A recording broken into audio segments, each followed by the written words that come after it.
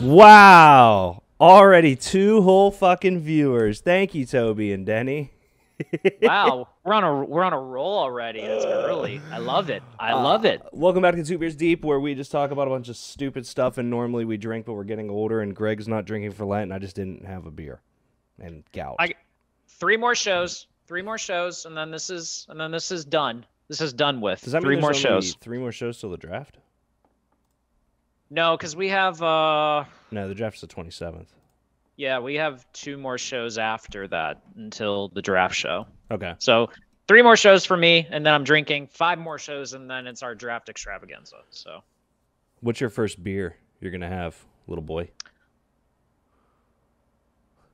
it depends. If I wait until Sunday morning, it'll probably be that mindful coffee beer I have. Yeah. Because I'll have that for breakfast. If it's Damn it! All right, Denny said he's here for the beer. I'm gonna get a beer. Denny, the man is recovering from something very serious that was a cause from the beer. So I'm just saying, you in turn making him now drink and get up to go get a beer and then do it on show is basically a sign of you not wanting our friend to be healthy. And quite frankly, Denny, I don't appreciate it. You don't support the troops and you don't support friendships clearly enough. So shame on you in that case. Very much shame on you. And yes, I will be drinking in 3 more weeks, I think, or something like that. Danny, so God dang it. Hi, Mom and Dad. I'm sure you're there, just not commenting. I love you guys. Greg, let's crack this beer to make Denny happy. Folded like a blanket then. Nah, it wasn't even I didn't even act. Wait, what Denny just said? He didn't tell me any of this. What were you telling you? Were you giving HIPAA shit away? No, just said stuff. What'd you say? I'm aware of HIPAA first off. Well, what'd you say? I have the recording. We record the show. I can go back or you can just tell me. I said you are suffering in terms because of your beer, so you were taking a break. Huh. What's wrong with that? Yeah. Yeah, Denny, I don't know if I got a bunion or I got gout, but I got one of them, and it's good now, so my assumption is it was gout of some kind. But it's also because I'm pretty sure I had a beer since I turned 21 until, like, this past week, every day. That's a long time. Well, what was that? Only 3 years, right? Smalls, Denny over here stirring the pot. Yeah, facts. Yeah, here's the other thing, though, Greg. Go ahead. Well, hold on. Are you, man, I'm all sorts of Dre's in here. My name is Ken Francis. They call me Ken Franchise. 3, 2, 1, action. Good old hippies and cowboys. Nah, Denny, the alcohol consumption is going to go down to a little bit. He was discreet. All right, Toby saved you a little bit, Greg. Kenny Franchise, what's up? Smalls, what's up? Denny, what's up? All right, boys, we got a hell of a show for you because it's our last show before Josh gets back, which means one thing, Greg. We can just vibe. You and I just enjoy each other. You know what I mean? Before we have to do production calls and making sure it flows by segment and figuring out specific topics we want. I did remember to upload the show to Spotify. Just fun fact. So shout out to you on that. Big steps in your favor. So I do want to call Denny out for a second here because he says, Smalls, we're supposed to be on a team. Don't be causing issues, my guy. Denny was the first person to throw out Joe Paterno's name when Penn State lost in March Madness. Smalls shot him, dude. He said, bro, we had a great night last night hanging out. Now you want to throw Paterno? Throw a little Joe Pa stuff in there? I saw that. I was over a friend's place, and then all of a sudden my phone just starts buzzing like crazy, and I see Smalls and Denny just going at it in the chat. And quite frankly, I'm not a Penn State supporter, but shame on Denny for just throwing bullets like that. That's hitting a man while he's down. No, I'm team Denny in that situation. Why are you team Denny in this situation? Because somebody has to stand up for Denny. And I'm officially taking. I stood up for Dre because I like to gaslight Dre. Yeah. Are we gonna New Year's resolution? I'm no longer gaslighting Dre, and from now on, I am standing with Dennis. And if that means that you guys, I support the troops. I always have supported the troops. I stand with Dennis. We support the troops. Well, first of all, I'm proud of you for not gaslighting Dre anymore, and I'm pretty sure we need to trademark Nostradamus now in some sort of way just to keep that as a thing. But Dre just says the broadest takes, and then he's like, "I because told you that was going to happen." Because it's the most likely thing to come true, so he doesn't sound. But he wrong. saves himself. He goes, yeah. Well, Stroud's going to go 1. Come on, unless I'm like, no, there's. No. That's not putting a stake into this. That's not like owning up to your decisions. Like you gotta be more upfront. You gotta have a foot on the ground when you make these choices and stand firm. If you're wrong, you deal with it on the back end, and then you own up to it. Dre gonna say Denny knelt for the anthem? Isn't that? Now I'm confused. I was Team Denny until his shot at me. Small said, "What's up, Ping?" Everyone's in the chat today. If my goal is to have a battle royale of all the Thoughts on the Bench members before it's all said and done. Who would be the favorite in that match? And first off, would you be in it or would you be commentating? I'd be in it. The second I'm out, I'd be commentating. Because here's what it is, Greg. I would be in it, and the second I'm out, I'd commentate because I would say, well, I had to get out. The commentary was bad. Okay, that makes sense. Well, who would be the original? Who would be the original commentators then? That would be bad enough for calling I would battle royale. Probably bring Brooksy back. Brooksy could hold his own on the mic. That's fair. He knew how to do it. My pick for an all-inclusive Thoughts from the Bench, not counting, because I know Josh would try to do this, not counting the Union Fitness guys, because they've never been on a Thoughts from the Bench. Because if it's Curtis. But for me, man, if I'm picking a unified, Rumble champ from all of the Thoughts from the Bench guys that I'm not going to pick myself because I don't want to. Yeah, I think I'm going to go Cap Tom Dubé. Him and Ryan and some kind of Dudley Boys duo there. The mountains of a man that everyone have to gang up on to get out of a situation. I feel like Josh would try to take them over and pull some like Wyatt family stuff.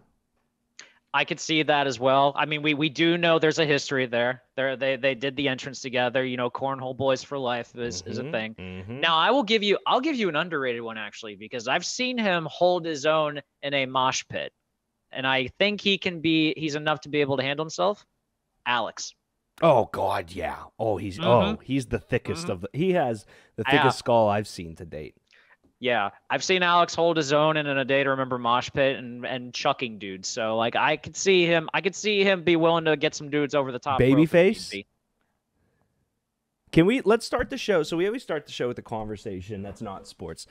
Let's give comps for our Thoughts on the Bench coworkers about their wrestling. Alex is go ahead. Well, wait. So here are the categories. We'll do babyface, clear good guy, heel, clear bad guy, and then the in-betweeners, which are called what's a tweeners. Is a babyface a guy that's the face of the company because the fans like him, or a guy that's projected to be the next face of the company? How does that break down?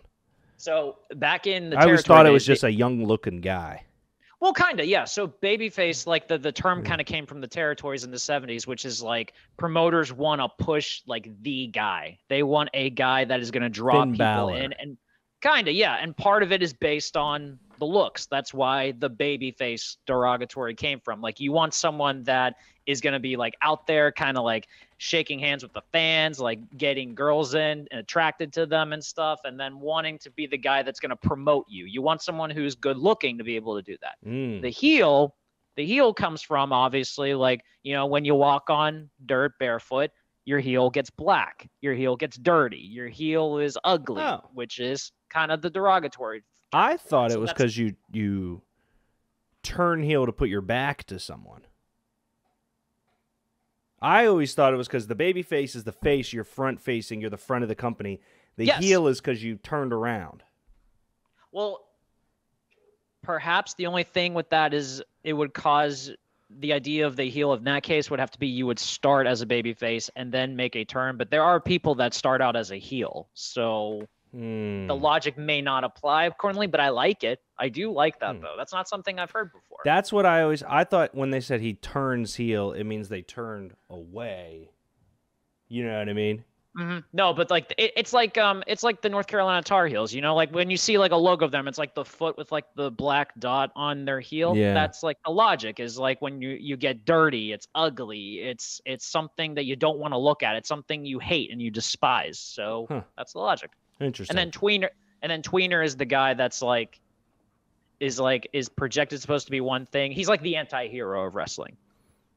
You know? Okay. Does like well then let's start throwing out some comps and you can help me walk through the titles, but I think the comps we can start with. Who's your comp for Alex? Like, are we talking wrestler or just like babyface or heel? Wrestler. And then so here's the thing, a comp a wrestler, but then we can give them the category. Josh is going to be so pissed he missed this episode, by the way. I know, right? I'm kind of happy he's not on this one just for that. Wow. Okay. So Alex, big dude. I have kinda. I would throw my hat as The Rock, same hairline. They love to hear me talk on the mic. Simple comp. Thank you, Dre. That is not your comp. No, that is not Dre's comp. It is his comp, but it isn't his comp because he said it. Like Dre could be The Rock, but just because he said it, it's not his comp. All right, sorry. No, Alex. that's like cheating, trying to claim that. And all, in terms of Alex, maybe taller guy, kind of thick built and stuff, can hold his own. And this is he's not alive anymore, but shout out to him, Brody Lee, Luke Harper. Oh. Dude, that was like thick black beard and stuff. Yeah, wasn't he a Wyatt brother family? He was a Wyatt family member. Yeah, through a sick clothesline and stuff. Like when you looked into his eyes, he could get scary if he wanted to. I think that's a good comp. I think I have a better comp. Go ahead. For me, it's Stone Cold Steve Austin. And here's why. Alex? Yes, here's why. Go ahead. Let me hear this. Just drinks a beer. Drinks another beer. Drinks another beer. He's Greg, for me, when I see Stone Cold as a guy that didn't grow up on wrestling, he is like the country bumpkin guy. And like not a bad way, but he's has southern accent. What's this freaking martini doing? Like Alex to me is the manliest of man. Stone Cold's the manliest of man. Dre says the way y'all describe Alex, I'm thinking Bam Bam Bigelow. Dre, feel free to keep doing comps as we do it because I want. He looks like he kind of looks like Bigelow. Bigelow had his head tattooed with like flames on it and shit. So like I could see it from an intimidating perspective, but I just think in terms of like body build, because he's like a little taller, I see more Luke Harper from that, or Brody Lee. Hold on, I'm writing these down to make a graphic. So Alex, Brody Harper. Brody Lee / Luke Harper, whatever like company you want to go with on that. All right. I picked Alex to comp, so you get to pick the next employee to comp, Greg. Oh, okay. I say we do the ranking. Oh, okay. So Austin, a crowd favorite. I got it. So, not a crowd favorite. A crowd punching bag at times. Doesn't care about being the punching bag. Has been somebody that's been with the company forever. Willed his way onto his own show by starting out on a different show. Give me the Miz. Oh, God. Loudmouth, no one respects, but yet you kind of have to respect because of the diligence and how his longevity has did. And him, you know what made me think of it? When he freaked out on Daniel Bryan. And he was like, yo, not everyone can just come in here for 2 years, sacrifice their body and do it. Other people need to be around all the time. And it made me think how Austin is always there for Thoughts on the Bench, always a part of it, really good at times, like champion at times. And other times he's a very good complimentary piece. I think the Miz. I got one that's a little bit of a throwback. He's a manager. Punching bag almost. Thinks he's smarter than he actually is, but he's always challenged on that fact. But yet he also is one that you can rely on to put on a good performance. Bobby the Brain Heenan. I don't know who that is. You don't know who Bobby the Brain Heenan is? Don't shame me. Sorry. Hey. Managed Andre, Rick Rude, God, Let's I'm trying to see. think who else. Like, yeah, Bobby Oh, the Brain okay. Heenan. I Yeah. see a picture with him and Andre now. I don't know who that guy is, but yeah, I'm with it now. Sorry. Yeah. No, don't say sorry. Dre said, I agree with Miz. Dre, do you have another comp, or do you going with Miz? Which is cool if you're going with Miz. For me, I think I'm 2 for 2, Greg. I think it's solid. Yeah, the Miz one I didn't think of at first, but when you described like getting on to the show and stuff, it's a perfect portrayal for it. Yeah, that's a good portrayal. Yeah. All right, so we got Austin. I'm going to move on to my next character I want to comp, and that is Chipper. That is Chip. Wow. You have to give your comp first there, and I want to figure out who Chip is. Okay, so HR rep has his own takes. He's kind of respected to a degree, but he can also punch back if he wants to. God, I'm trying to think. I don't want to go with an older comp again either, because that's just like. Well, you know my really sweet spot of wrestling. Like when I started watching wrestling, it was like sophomore, junior of high school until the end of college. That was like my wrestling era of people. So Dre and you obviously can think of names from the ethos. So mine's gonna be pretty there. But Dre doubled down on the Miz, just an FYI, so we're both there. Yeah. I'm trying to think, like, in terms of your wheelhouse, like I can kind of see something almost like he's respected, but like is not necessary. But like, I don't know. I'm trying to think. Were you around during like the John Laurinaitis era when he was like the GM and stuff? I remember the name. Had like a very deep voice. Like, he like tried to act like he was. Oh yeah, a big deal. Yeah, had people power and yeah. stuff like that. Yeah, I could see that as Chipper, kinda. Really? Okay. Is that a good thing? Yeah. As a character on TV, yeah, I could see it. Yeah. Oh, that's a very specific way to word that. Yeah, no. Like, there's some backstory stuff that like because he was like a higher up in WWE, and there's some stuff I'm not gonna like delve into. But in terms of character, just character, yes. Huh. Dre says Eddie Guerrero. Thoughts on that before for I get Chipper? Yeah. For Chipper? No. Why not? Absolutely. I'm not gonna pick him, so why not Eddie Guerrero? Eddie Guerrero was like, first off, the lie, cheating, and stealing. That's not. I don't see that as Chipper. Dre. First off, and second, Eddie Guerrero was like very flamboyant and very like, and just oozed charisma. Like, I love Chipper, but Chipper doesn't ooze charisma. I'm sorry. I think he does to me. He doesn't ooze flash. I think he oozes charisma though. Okay, but like not Eddie Guerrero. That's way too aggressive. My comp for Chipper, I think this is a good one, by the way. Really owned himself as a solo, even though he was a part of another group. Finds the humor in everything. Chip is using bad words, my mom said. my you know what, Greg? If it wasn't in my blood, it wouldn't be sexy. Give me HBK. For Chipper? Here's why. Really? Okay. Here's why. I think he's sexy. So there's one. Two, the other side of it is, when I think of HBK, I instantly go to the Jericho versus DMX, where they basically got them a ticket to front row and then disqualified DMX themselves and were like, oops. And then the Jericho had to go back to SmackDown, and it was like they could never challenge for the belt ever again. That side of it, that was Chip. I was like, that's my dad. Yeah, he would some conniving little thing to be like, and have fun the whole time. That's the part I like. Okay, so he's very much like the type, like, he likes to, not underhanded, but he'll be the type of person that like finds a way to get something in a creative way. If he gets you, you know. Chip is Vince McMahon. He runs the show, Denny said. I think Chip's more liked. That's fair. Yes. Yes. 100%. You're up for the next bencher. Okay. We'll do this for another 10. Yeah, this is actually kind of Dre said, wow, so that sounds just like Eddie Guerrero. I wouldn't go that far. How about, you know what? Because I want to hear this because it's a humor perspective. I want to hear Vo. Oh, okay.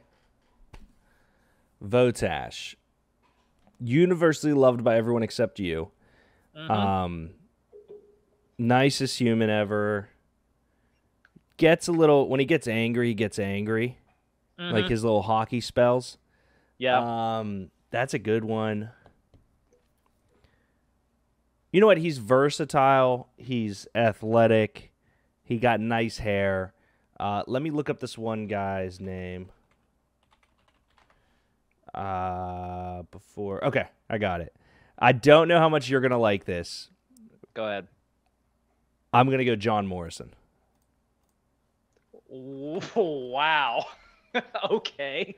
I think John Morrison was well liked. I saw him do parkour to the stage the one time. He went out and was Johnny Mundo and was like the same character on Luchador, right?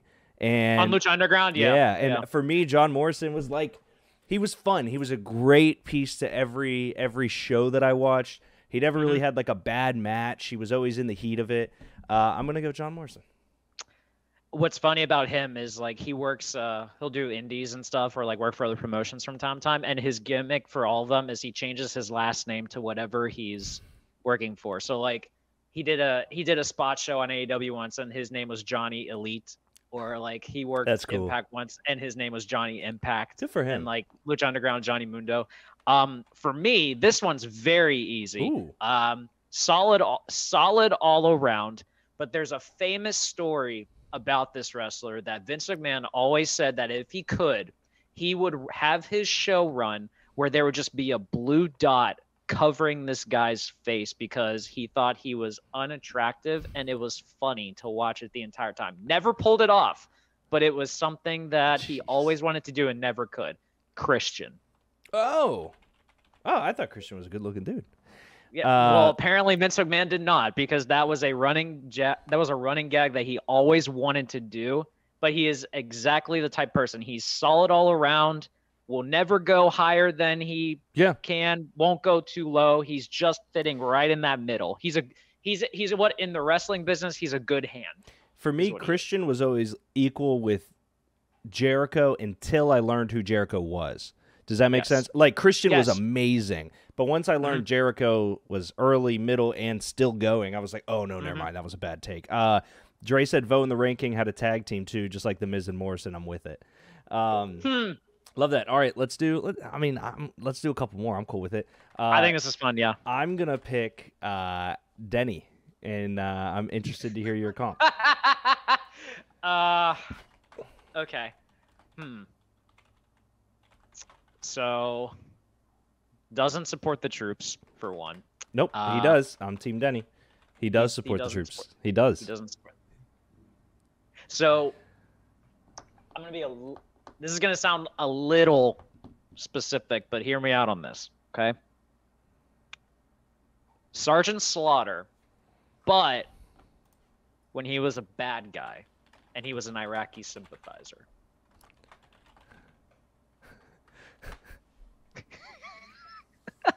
So walk me through that storyline. 1991. Sergeant Slaughter, all-American hero, decides to return to WWF, and in the middle of the Iraqi situation going on, I believe it was the invasion of Kuwait was going on at the same time. Wrestling decided to mirror what was going on in current events, and they made Sergeant Slaughter a bad guy and turned him into an Iraqi sympathizer. Daddy said, "What the fuck?" he actually won the world title as a heel. So I'm saying Denny is being comped to a world champion. So you're welcome, Denny. Just saying. But yeah, Dre said Denny's Hornswoggle. Thoughts there? He is short, and Hornswoggle had some chubby thighs too. So worked out. Chipper says Vo is Kerry Von Erich. Who's that? Oh, the Texas Tornado. I wouldn't go that far. Kerry Von Erich was like. I like it, Dad. I'll put it to you this way. So, A24 is making a movie about the Von Erich family called The Iron Claw. The guy playing Kerry Von Erich is Zac Efron. Oh. That doesn't look like Vo at all. No, it does not. So, like the thing about Kerry Von Erich was that like he was well known to have like movie star looks. Here's my comp for Denny. You ready? Go ahead. I'm ready. Works hard. Yes. But no matter what he does, never quite feels validated. And continuously is screwed over by his best friends. Give me Kevin Owens. Oh, I want to hate it because Kevin Owens is such a badass, and I don't see that in Denny at all. Jeez, dude. What's with you and Denny right now? Nothing. Denny attacked you at the beginning of the show, so now I'm hostile. Fair. I think it's KO. I think they were friends with Sami Zayn. I'm not saying that's Smalls, but they were close, and then that. And, Wow. And he was close with Jericho, and then they had he always has these falling outs, and no matter how hard he works, he never seems to get his credit. So I'm gonna give Denny KO. Wow, I like that. That's interesting. Thank okay. you, Dre. Denny says him. Right. Good. Benny Buckets. Oh, okay. I feel like this one's easy for me, but I'm going to think about it for 1 second. I think it can go a number of different ways, honestly, for Benny. Okay. So without naming a name, why is that?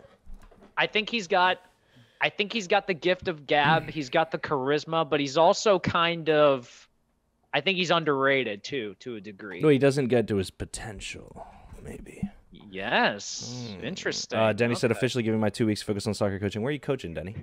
Are you coaching with the squad? Dre said Jericho for Benny.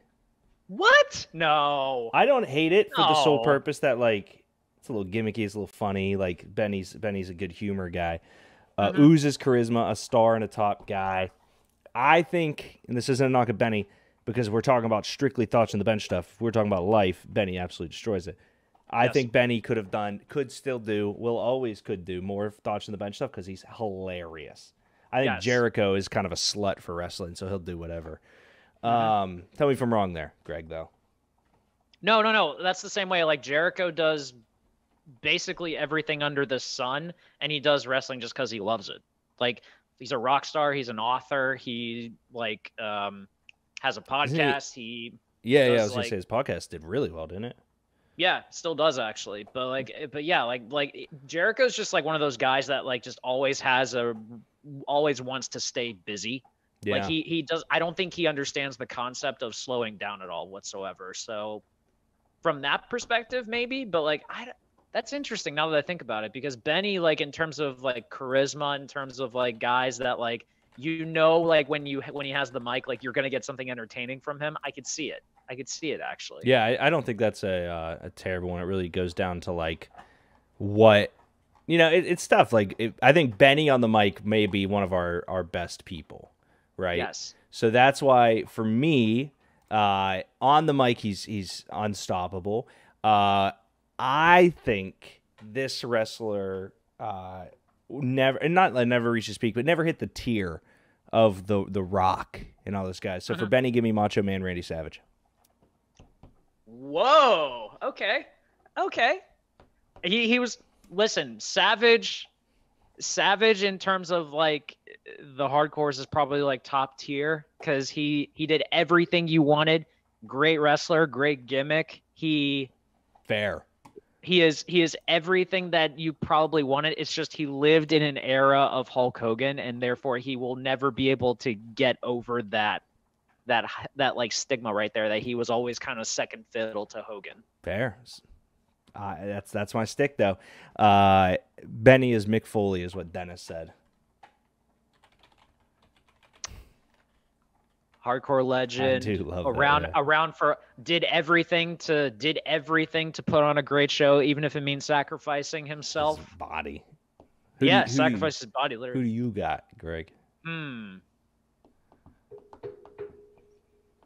So that's interesting. Gift of gab. Gift of gab could always but never reach his full potential. This one's a bit of a stretch, but I would say Road Dogg Jesse James. Oh.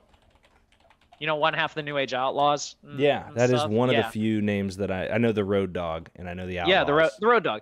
He had the gift of gab. You knew when he had the mic, he always had something to say and was entertaining and stuff. When you put him in the ring, he knew exactly what to do, but he just he never got to that next level, which isn't a bad thing. but still, like in terms of like the character and what he did, I think that's a good comp for him. Fair.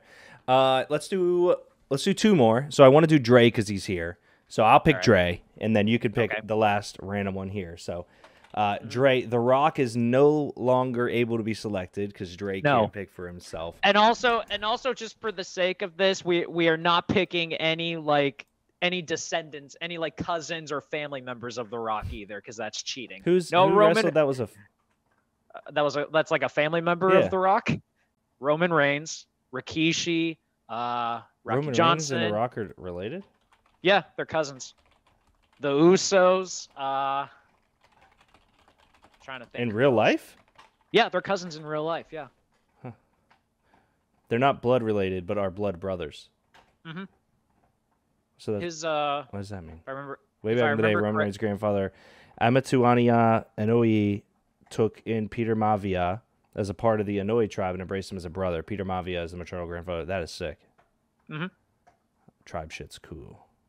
It is. Samoans, man, they're wild people. Facts. So who do you got? For Dre. Okay. Charismatic as hell. Yep. Tries to talk you into believing what is actually not accurate, so he's definitely a heel. Wow,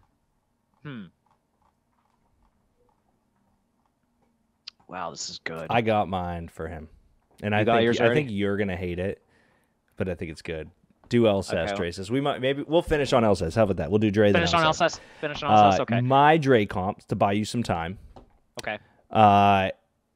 Charismatic, up there with the greats.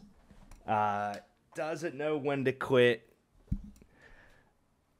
Going the Hitman, Bret Hart. Bret Hart. Oh my God. Okay. I think highly of Dre. I did not think that. I think highly of Dre. I did not think that. Can be the Hitman. That's interesting. Brett's not known for being a charismatic guy. So here you got to think about when I knew about Bret. I learned about Bret when he came back with the son and the daughter and all that stuff, and he led them on the mic, like he led that group. So that's the Bret the Hitman Hart to me.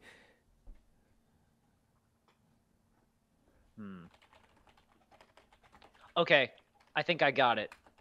This one's actually really good. I'm glad you think charismatic, so. Charismatic as hell. Charismatic as hell. Well-decorated champion.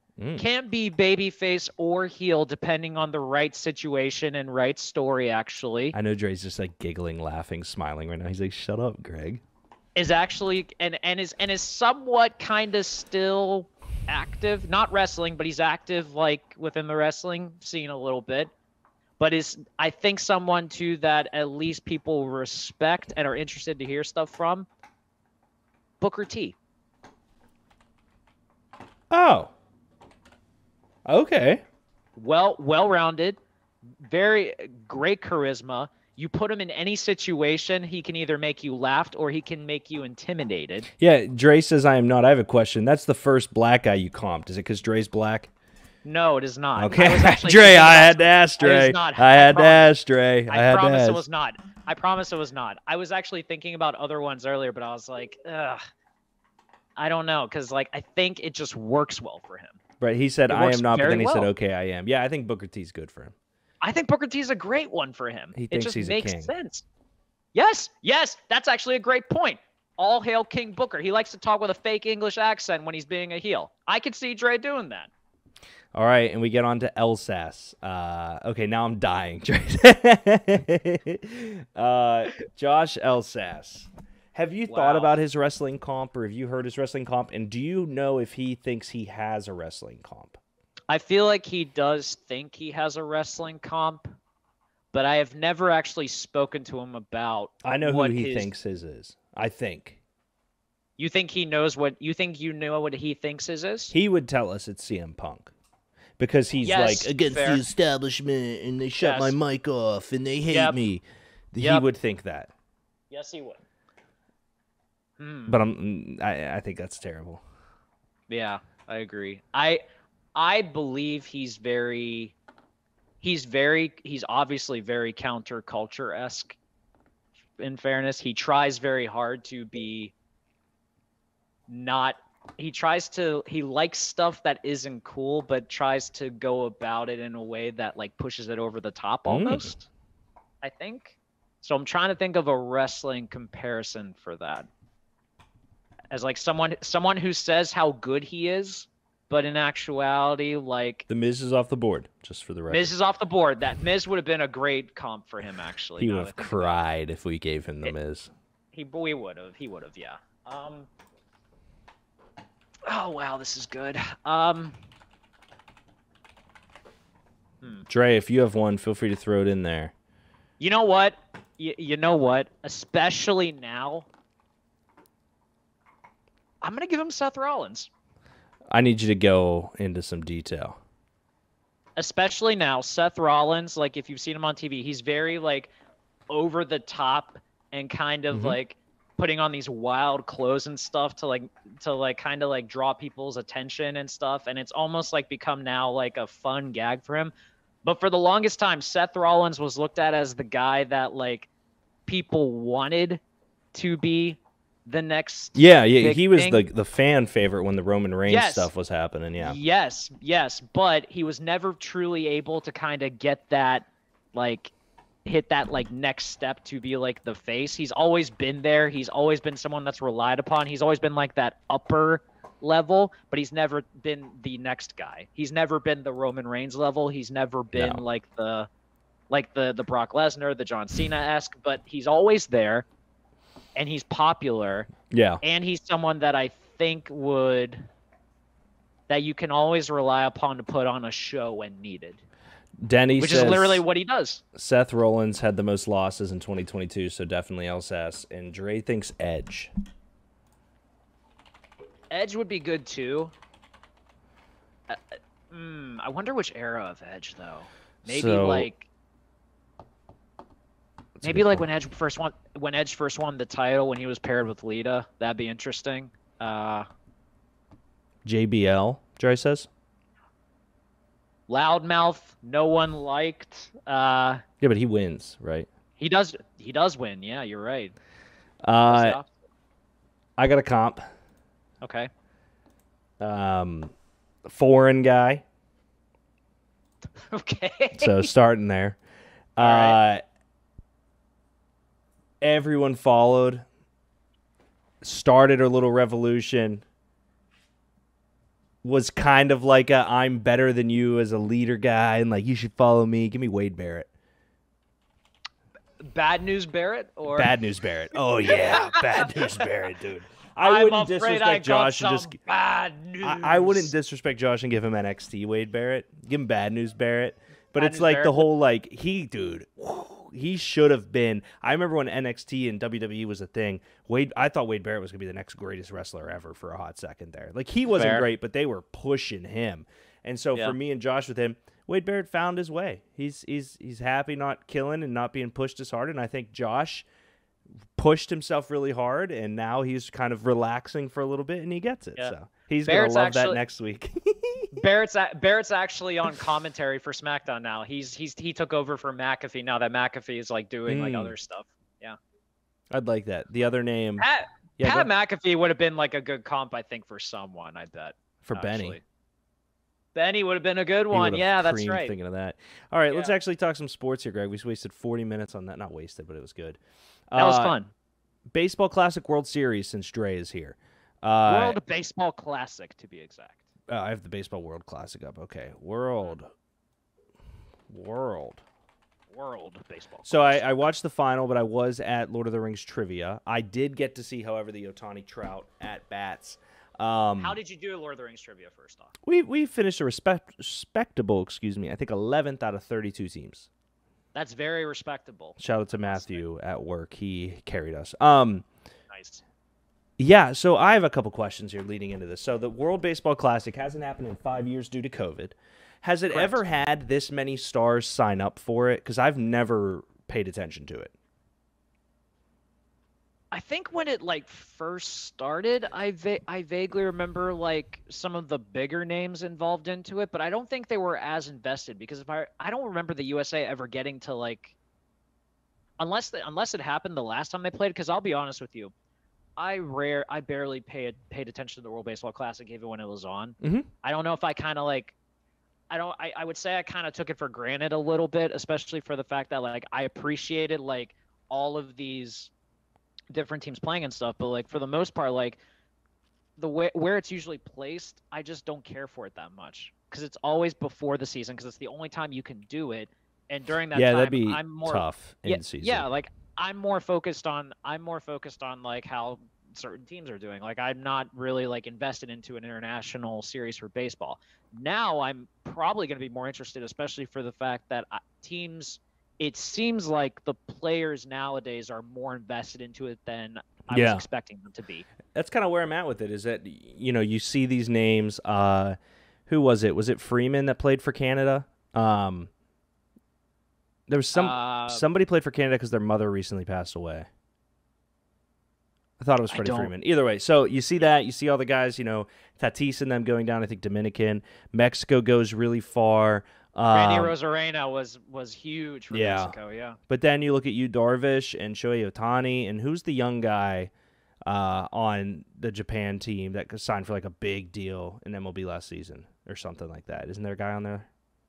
I don't know about last season. I know there's a guy that they have like a crazy guy that signed like a 10-year deal or some shit.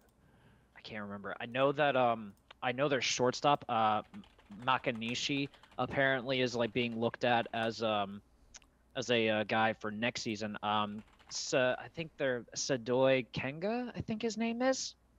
I think he signed with I think he was like a pitcher or something that signed. I can't remember off the top of my head. But I clicked a link that says best players who are not named Shohei Ohtani. There's Munetaka Murakami, third baseman for the Swallows. Okay, yeah. Is he coming over? Murakami is not coming over this season. He hasn't been posted yet. He's the Japanese Aaron Judge, is what they say here.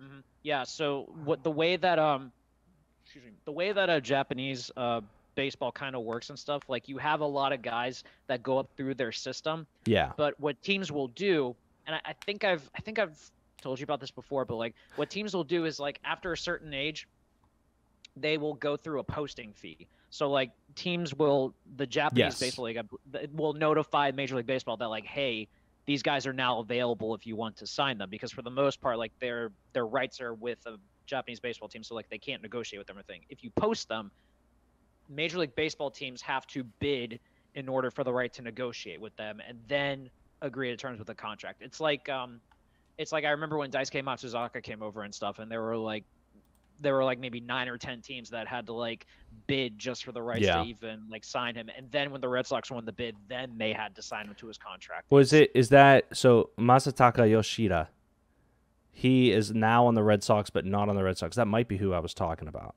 Okay.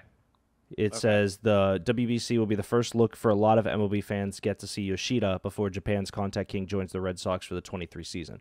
So I think Masataka Yoshida is who I was talking about. Okay, got it. I thought it was cool. I thought it was enjoyable to watch because of all the names in it. I get kind of weirded out by sports that I don't watch on the national level because most of the time it's not all the best guys going, like for hockey or some of the, even basketball, it's not even all the best guys most of the time. Mm-hmm. So it was cool to see the big names. Well, here's the other thing too. Like, it still has a long way to go. I believe, first of all, a couple things that I love. Number one, Italy's national team had an espresso machine in their dugout. Oh, that was so cool. That was cool. Incredible that I saw that. And then the other one, and I believe it was the Israeli baseball team. I could be wrong on that one, but like one of the teams was just made up of guys in the country. They weren't even like playing professionally. I don't think they were playing like amateurly or something like that. They just tried out and then that's cool. Got to play. No, yeah, that's the stuff that I think that's cool. Now, for the record, I think hockey would be a much better one, like balanced wise and stuff. Like, cause they tried a couple of times like to do like almost like a World Series of hockey for the longest time because the Olympics doesn't allow like professionals anymore. So, and I think they tried to do that a few years ago on ESPN. I thought it did very well, but like they haven't been able to kind of replicate that yet. Wasn't the TJ Oshie stuff the Olympics? That was the Olympics, yeah. But like after that, gotcha. After that, there was also like there was a tournament like that they tried to do that was like a world championship, a world like cup-esque type thing for hockey. That was really cool, but like it didn't like catch on after the fact, which kind of sucks. I think it would have. But it was Freddie Freeman, by the way, on Canada. I just checked. Just wanted to throw that out there. That's cool. I did not know he would play for Canada, but that's awesome. I hope that becomes a thing where like dual citizenship now becomes a thing, like how for soccer, like to determine what country you play for, it's like your birthrights, and if you have like dual nationality, like they try to recruit you. Yeah. Well, and I asked my friend Matthew, who I was with, I said, all right, well, is he then Team Canada forever? And I guess you can go back and forth in the World Baseball Classic. Which is cool, I think. Yeah, no, it's really cool because, like, I mean, I know in FIFA you have like a certain age you have to make your commitment or something or decide that, if I remember correctly. Yeah, because like there's guys that have played back and forth between Mexico and the United States like a lot to determine like how they fit or what for they sure. want to do with them. Dre also writes in the WC is great. Trey Turner is a god, and the Ohtani Trout showdown was special, something I'm going to tell my kids about. Yeah, how did you feel about that at bat? And then we can get into the game, Greg. How did you feel about that? Because I've texted you, and that slider, gross. Yeah. That was one of the coolest moments as a baseball fan I think I've seen in my time. There are many things as a baseball fan that I will never forget. I will never forget seeing the Red Sox win a World Series. I will also never forget them coming back from 3 down to beat the Yankees in the ALCS. Yeah. I will never forget the Cubs breaking their curse. Yep. I'll never forget the Steve Bartman incident. I will never forget, even though it's been expunged from the record books, I will never forget Barry Bonds like breaking Hank Aaron's record and all that stuff. That is something that I will probably never forget either because it's something that I didn't know I would ever see. I didn't know that you had already forgotten about Cueto. That's true. Cueto, I still remember. I still remember exactly where I was. That's one. Yeah, that's one I'll remember. I'll never forget where I was for that. Yeah, but that is something that I just never thought I would expect to see. Like at most. I mean, we could see it next year because we don't even know if the Angels are going to offer Shohei Ohtani the amount of money. Yeah, true. But the fact that everyone wanted it to happen. The fact that we got it, because everyone knew the way that Japan was setting up the rotation. They were setting it up so Darvish would pitch the 8th and Ohtani would pitch the 9th. No one was expecting Mike Trout to be the last out either. So that's something that, like, just the placement of it is amazing. I think it's something that will be remembered for a long time simply for the fact that it's never something that we thought it would happen. I think, and this is something that pisses me off about baseball in general, because of the fact that the game and the interest has not gotten younger. For sure. To that point, we still have a lot of like older heads that still might not find it as significant or anything like that. Like, did you watch First Take with like Chris Russo, like basically saying like it meant nothing or some of that? I wanted to throw something at my TV when I heard that. Why did he say it meant nothing? What a dumbass statement. Well, Russo also like is very old school and has like stuff that references from like the 30s and 40s and stuff as like his reasoning. Like he says Larry Bird's the best basketball player of all time and shit like that, and it just drives me nuts. But he talks. So he's just a dumbass. Oh, he's a dumbass, but he's comparing it to like he was offended by the people or like the headlines that were putting out here as like the greatest at bat ever, the greatest moment in baseball, and he's like referring to the fact that like Trout doesn't even compare in terms of like the all-time greats, like some of the guys that he saw, or like all-time matchups and stuff. Yeah, but Trout doesn't compare to the all-time greats in terms of accolades, in terms of talent. Trout is Aaron Rodgers. The accolades really aren't there, but we know he could be the greatest to ever do it. He just didn't get it done. No. Mike Trout, I could also say is the Dan Marino of baseball. You know, the guy that perfect name. Yes, the guy that was the greatest, but never got the accolades with it because of the organization he dealt with or whatever. But like in terms of like when you watched a guy, you knew damn well like that was the best. Yeah, so the whole like he's not even in the greatest conversation ever. Like maybe not. I mean, like right now you're not going to compare Dan Marino and Tom Brady. But when you're on the field and you're like, I need one of these guys to make one throw, you're like, I might pick Dan Marino in that situation. You know what I mean? Mm-hmm. Yeah, no, absolutely. But no, I think the moment was amazing.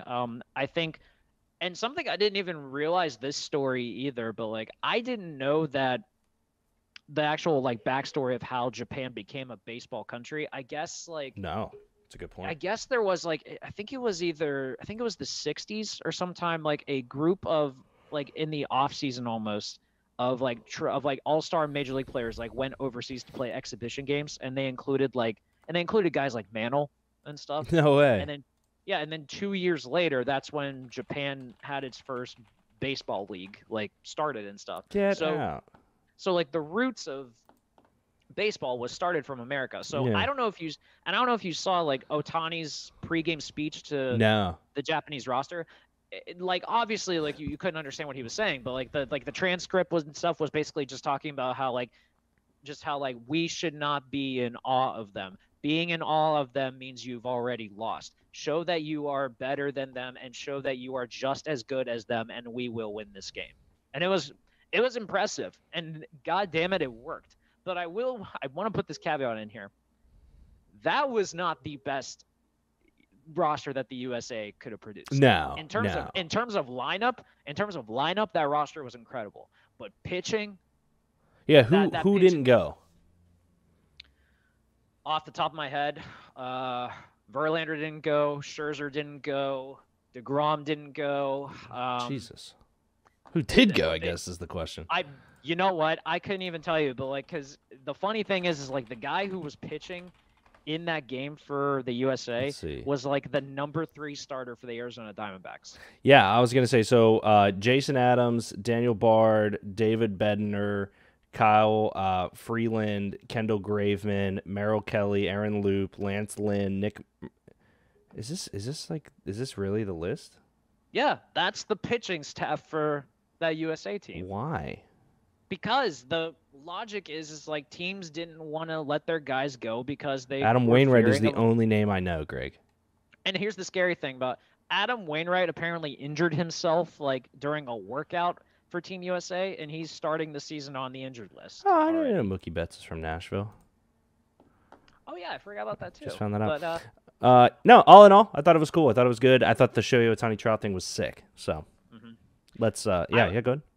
I had a question for you about this one. Please. Do you what's your take on like kind of the people that are upset about guys being injured during World Baseball Classic and then screwing up their start of the season with it? So the two notable ones that came out. Yeah. Edwin Diaz, the closer for the Mets. Was that the celebrating one too? He was celebrating and tore his patella tendon, I think is what it was. Yeah, but he's out for the year. Guy that just signed a 5-year, like $100 million contract with the Mets. So which is guaranteed. Which is guaranteed.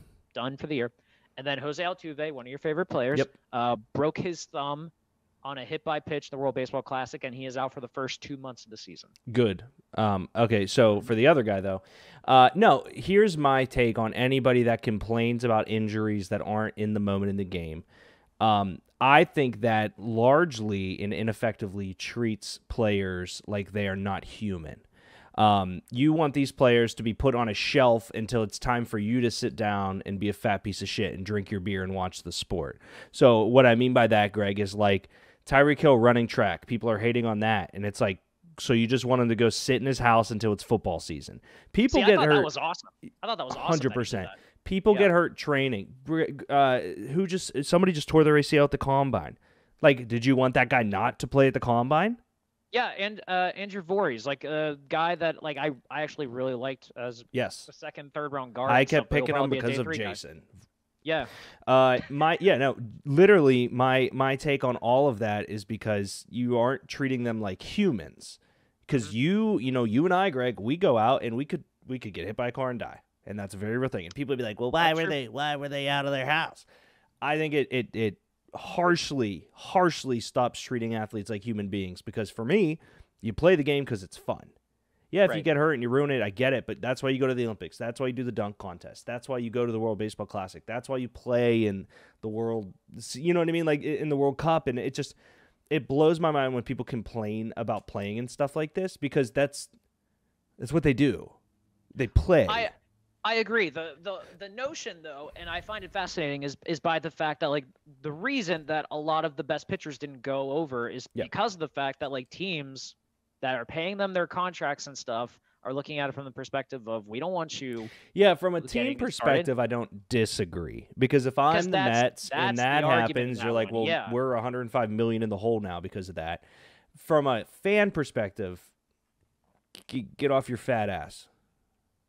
Yeah, no, from the fan perspective, I don't necessarily have a problem with it. Like, does it suck? Like, if I'm a Mets fan that my closer is going to miss the entire season? Yes.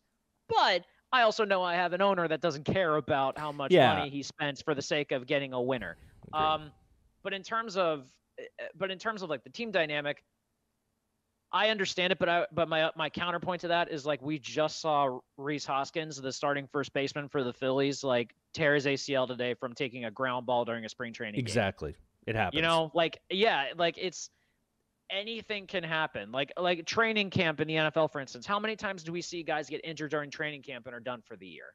You know, like there were plenty of times that you can just make one cut and then all of a sudden, bam, your knee explodes. Yep. It's just, you never know what's going to happen. And sure, are you averting risk by not letting a guy go play over a season stuff? Sure, you are, but you're also probably creating maybe a negative perception from that player, or you're setting yourself up for like 100%. a massive problem in that case. Because I imagine, could you imagine if the Angels had told Shohei, you're not allowed to play for Japan? That would be, I mean, if I was him, I would have just told them, all right, well, I'm sitting out this year and I'm just a free agent now. Well, yeah, you know what I mean? Like, especially this is his last year as the Angels. So, like, he'll be a free agent after that. Yeah, so that's like, they're clearly in the situation where they're like, yeah, we're not fucking around with that. Like, we got to make sure that we let him do what he wants. Yep. But I'm curious if it's a pick. If it's like a judgmental call on, like, if a guy we think will get more at bats or will get more usage out of that or something like that. Because I imagine for the position players, Trey Turner batting ninth in that ridiculously good lineup and then getting a week off before the season starts. I think Trey Turner's on a great start for the rest of the season now in that case. But I always got him confused with the redheaded Justin guy from the Dodgers. For the longest time. I can't explain why. I have no idea why, Greg. Probably because their last names are Turner, more than likely. Is that Justin Turner? Yeah, Justin Turner. Man, yeah. I'm a genius. All right, let's move along here, Greg. Let's do March Madness update, some NBA news, and then we're going to get our 2-round mock done today. So an hour left in the show. March Madness, Greg. I'm going to pull up the Thoughts from the Bench brackets.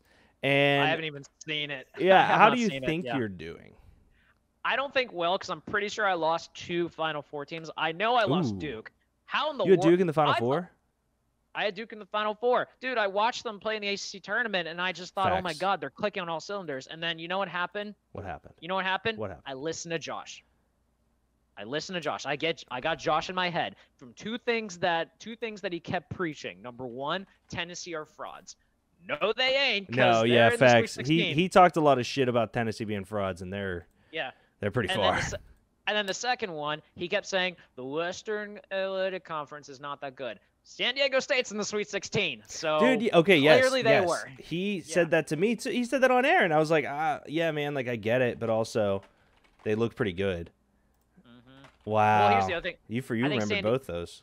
Yeah, San Diego's. Yeah, I got receipts, homie. But yeah.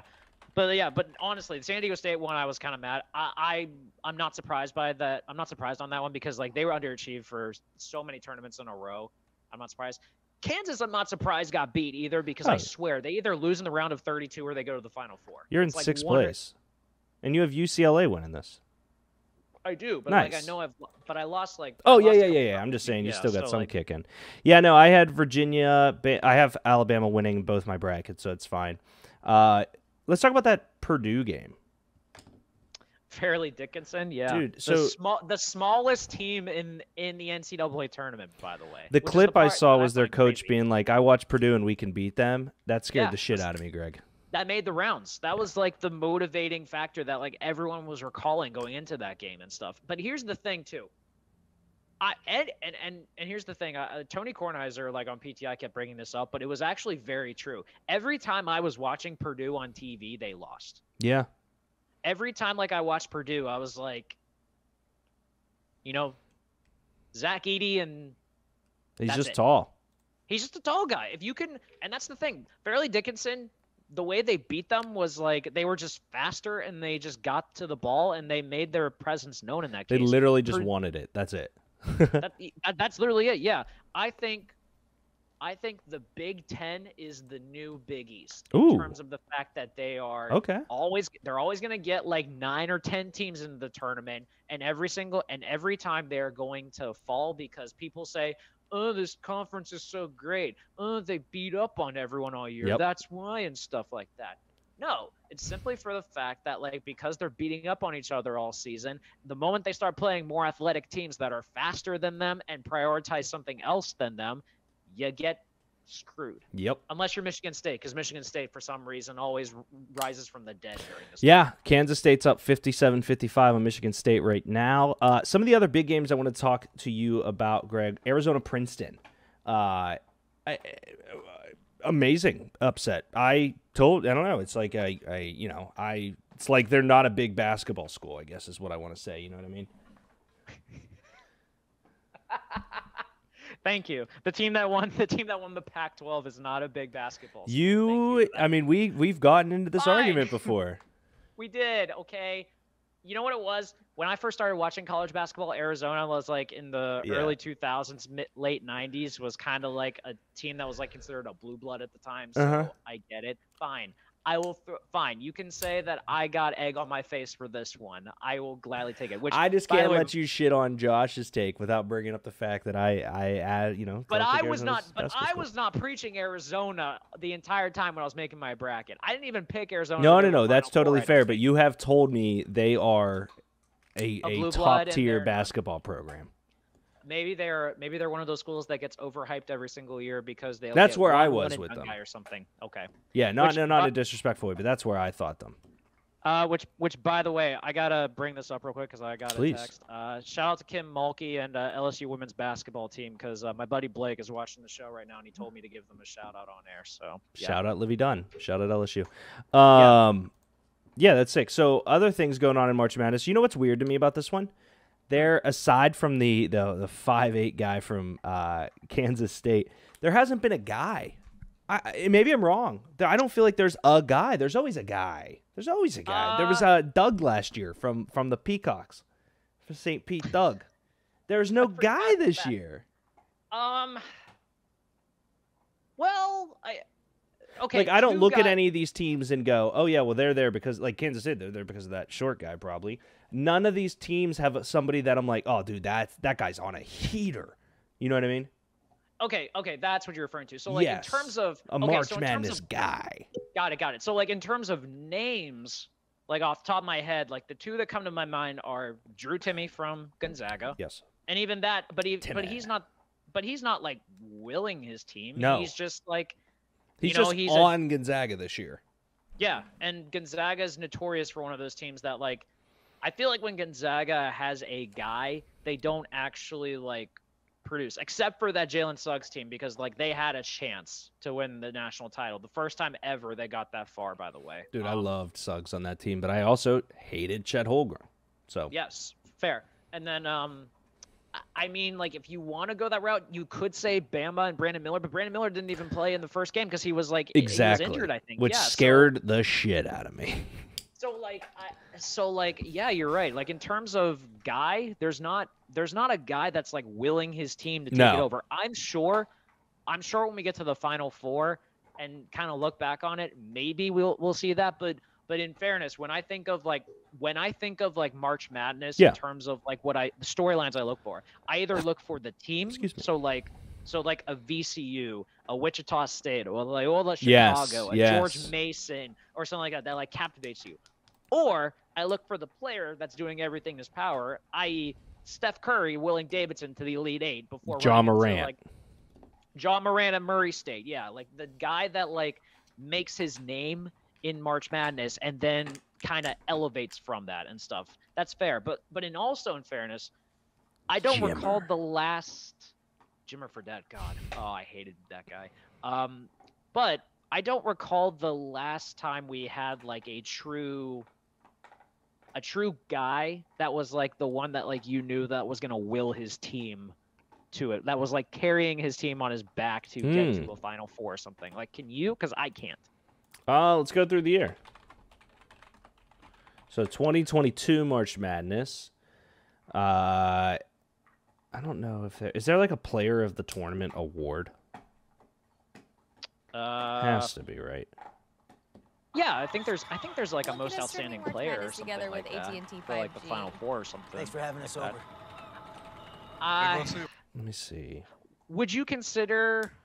That was Oche Agaba. Oh wait, I got the list of all. Okay, you go ahead. Say what you're saying. Sorry. Would you consider the Derrick Rose Memphis team? Maybe.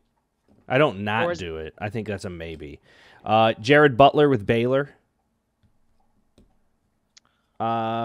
Maybe. Dante DiVincenzo with Villanova. Kyle Guy with Virginia. These are all like the guys that won the award, by the way, Greg. Right. DiVincenzo's not a bad pull, but that Villanova team had like Josh Hart and Jalen Brunson. I do think I have the last guy. Okay. Shabazz Napier. Oh, that UConn team with Kevin Ollie as the head coach. Yeah. Wow. So that was 2014. Tyus Jones in 15.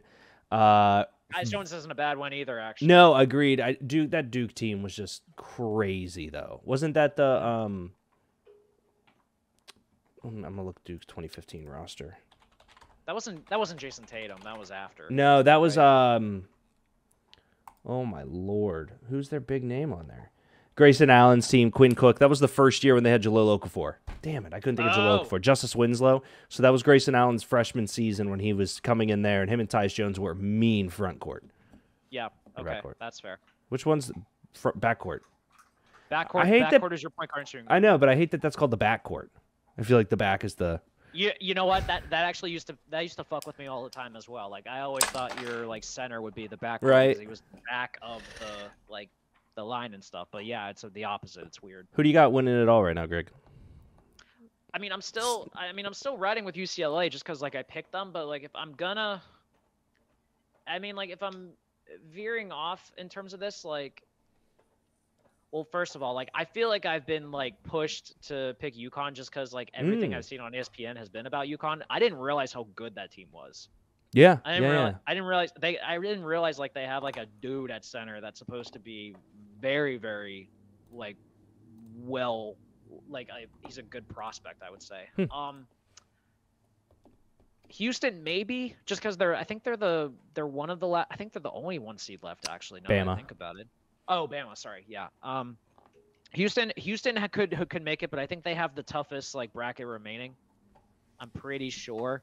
Like off the top of my head, but yeah, I'm going UCLA just to like be consistent because I still think I have hopes for them to win. I think Gonzaga is going to be their tough one to obviously get past and stuff, but then like because I think they'll end up playing UConn because UConn's up like 17 at halftime right now, so I would imagine they'll end up playing UConn and that'll be an interesting game because I think UConn has very good shooting and they have that really good center, so that'll be interesting to try to play off each other. But UCLA, I cannot believe that it took Mick Cronin, the guy who went from Cincinnati, who used to drive me nuts in the Big East, to then go to Louisville to take over for Rick Pitino, to then go to UCLA, which was like the most un-UCLA like hire that they ever had, to turn UCLA around. Yep. I can't. I just. Sometimes you got to go forward to go back and backwards to go forward, Greg. But isn't it amazing that like that was good. All those flashy hires that UCLA kept making and stuff like never worked out. It was just getting a guy that was just like, hey, play defense. Yep. We're gonna put a roster together that prioritizes experience, and we're gonna go far. Like, what a concept. I'm gonna say this out loud. I don't think it's possible to sleep on a 1 seed, Dre. He said, don't sleep on Houston, best defensive team in the land. Don't disagree with you. Just don't think it's possible to sleep on a 1 seed. There's only 2 left, right? I was gonna say, yeah. They were also consistently like battling for the #1 overall like ranking all year. So I don't know if anyone's sleeping on them either. Well, we might be. You and I might be in Dre's defense. But I still got Bama, Texas in the finals. I think they both feel like the best teams right now. They're not just on heaters; they're just very solid teams. Good. Yeah, so Texas that's mine. Good, yeah. Greg, I vote we just jump into the 2-round mock. That way we can take some time. We got 50 minutes left in the show. That's averaging around like 2 minutes a pick there. I like it, although I don't know how well we're going to do with averaging 2 minutes a pick, knowing us, but like I think we can make it work.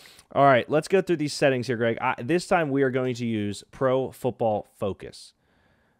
Ooh, okay. True. Okay, like Dre, in Dre's defense, he said they just aren't getting the love right now from everyone. That's fair, Dre. Houston is not getting the love. I'll give you that.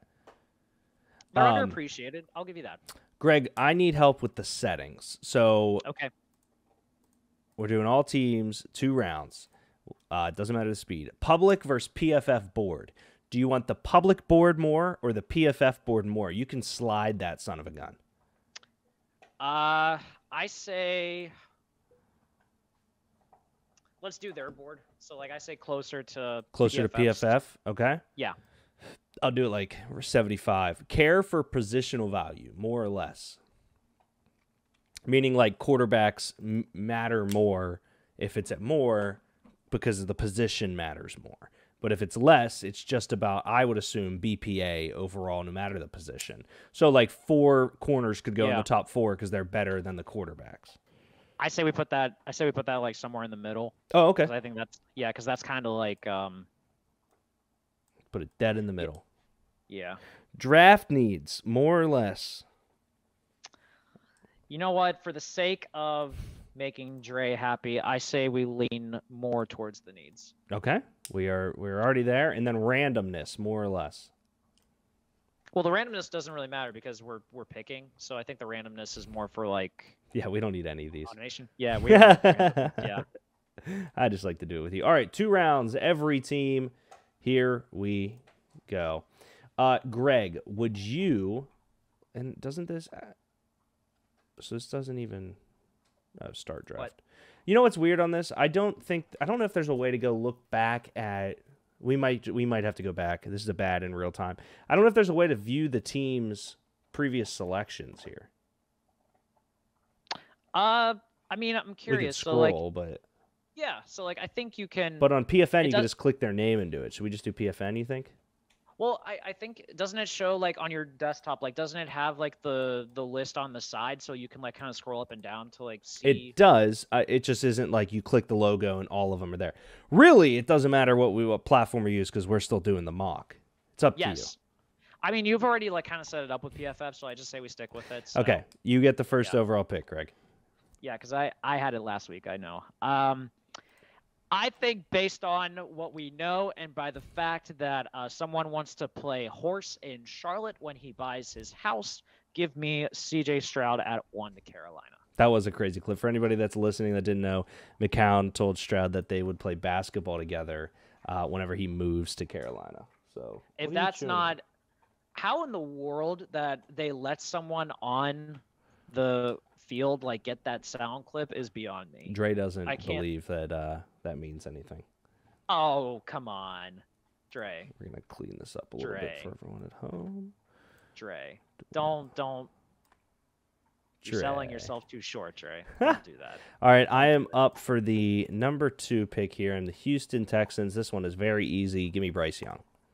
Mm-hmm. I feel like those are basically chalk. Before you make the pick for the Cardinals, Greg, do you think the Cardinals actually draft at 3? I saw Kuiper's mock draft this week say that like he'll have the Colts trade up to 3. It'd be interesting. I think teams are going to wait to see what happens with Stroud and Young first. It's going to depend on if the Texans end up taking a quarterback or not. Yeah. So I would say they will end up picking at 3 because I think teams are going to realize that like once Stroud and Young are gone, there's not really a point to try. I think they'll let the boards fall to them. So you are up for the Cardinals, my good man. This one's easy as well. Give me a defensive player that they desperately need and who is not a hybrid athlete that is going to move all over the field and have no actual position because that doesn't work for them in the end. Give me Will Anderson. Yeah, I think that's the pick, right? I'm up for the Colts. For me, I've been pretty consistent on this, and I believe all 3 of us, me, you, and Dre, are on the same breadth. Same with Ping and Moorhead. Will Levis is the most start-ready now quarterback. I don't think they want Gardner there for 2 years, and Richardson might require that on the Colts. So if you're really going to take a quarterback that comes in and battles with Gardner day one, it is Will Levis to Indianapolis. Mm-hmm. You're up for Seattle. I'm going to do it. I'm going to get the guy who is going to take over for Geno after 3 years. Give me Anthony Richardson. Talk a little bit more about that, because I think that's not a surprising one, but an interesting one. I think the logic just makes sense. We all know, based off of the quarterbacks that are available right now in the top 10, Anthony Richardson is the most raw. He's the guy that if you try to play him in the first week of the season, you're fucked. So you want to be in a situation, you want a team that knows that you don't need him to play right away, but you're also in a situation with the Seahawks is that you got to pick at 20. So you're going to get someone that's probably going to contribute so far this year. And by the way, and how you drafted last year, I think you got talent already set up in multiple positions that you don't necessarily need to focus on getting a guy to play right away so far this year. I think I personally think, simply for the fact that we have no idea what's going to happen with the quarterback situation in San Francisco, I could make a clear argument for Seattle potentially being the favorite in the West. Real quick, Ken Francis denies to ESPN that he contacted teams on behalf of Lamar Jackson. This is getting creepy. Who the fuck is this guy anyway? Like, I'm trying to I'm surprised Lamar hasn't said anything either about this guy yet, and claims Well, Lamar said he ain't doing it for me, so it is on there. Dre said maybe Charlotte's going to live there when the weather's nice. I've always had him as one. No, that's not always, Dre. Come on now. I'm up for the Lions, Greg. I don't know many people that go to Charlotte as a summer home or something, bud. So maybe not. The Lions for me, Greg, so shifted a decent bit. I originally did have corners here. They did a really good job this offseason assigning some corners. Great job. Great job. And you know what? One thing that hit me home, Daniel Jeremiah had him mocked here. And for me, that means that his stock is not going to fall much farther. Give me Jalen Carter. Too good not to, man. You're not buying into any of the bad combine or anything. Shut up, Trey. No, the bad pro day, the bad combine, the stuff. Here's the one thing is, the Lions are probably one of the better in terms of teams right now for their culture in the NFL. They've built a strong culture. They have some leadership guys in there. Seattle or Detroit, one of those two teams, in my opinion, will take Jalen Carter.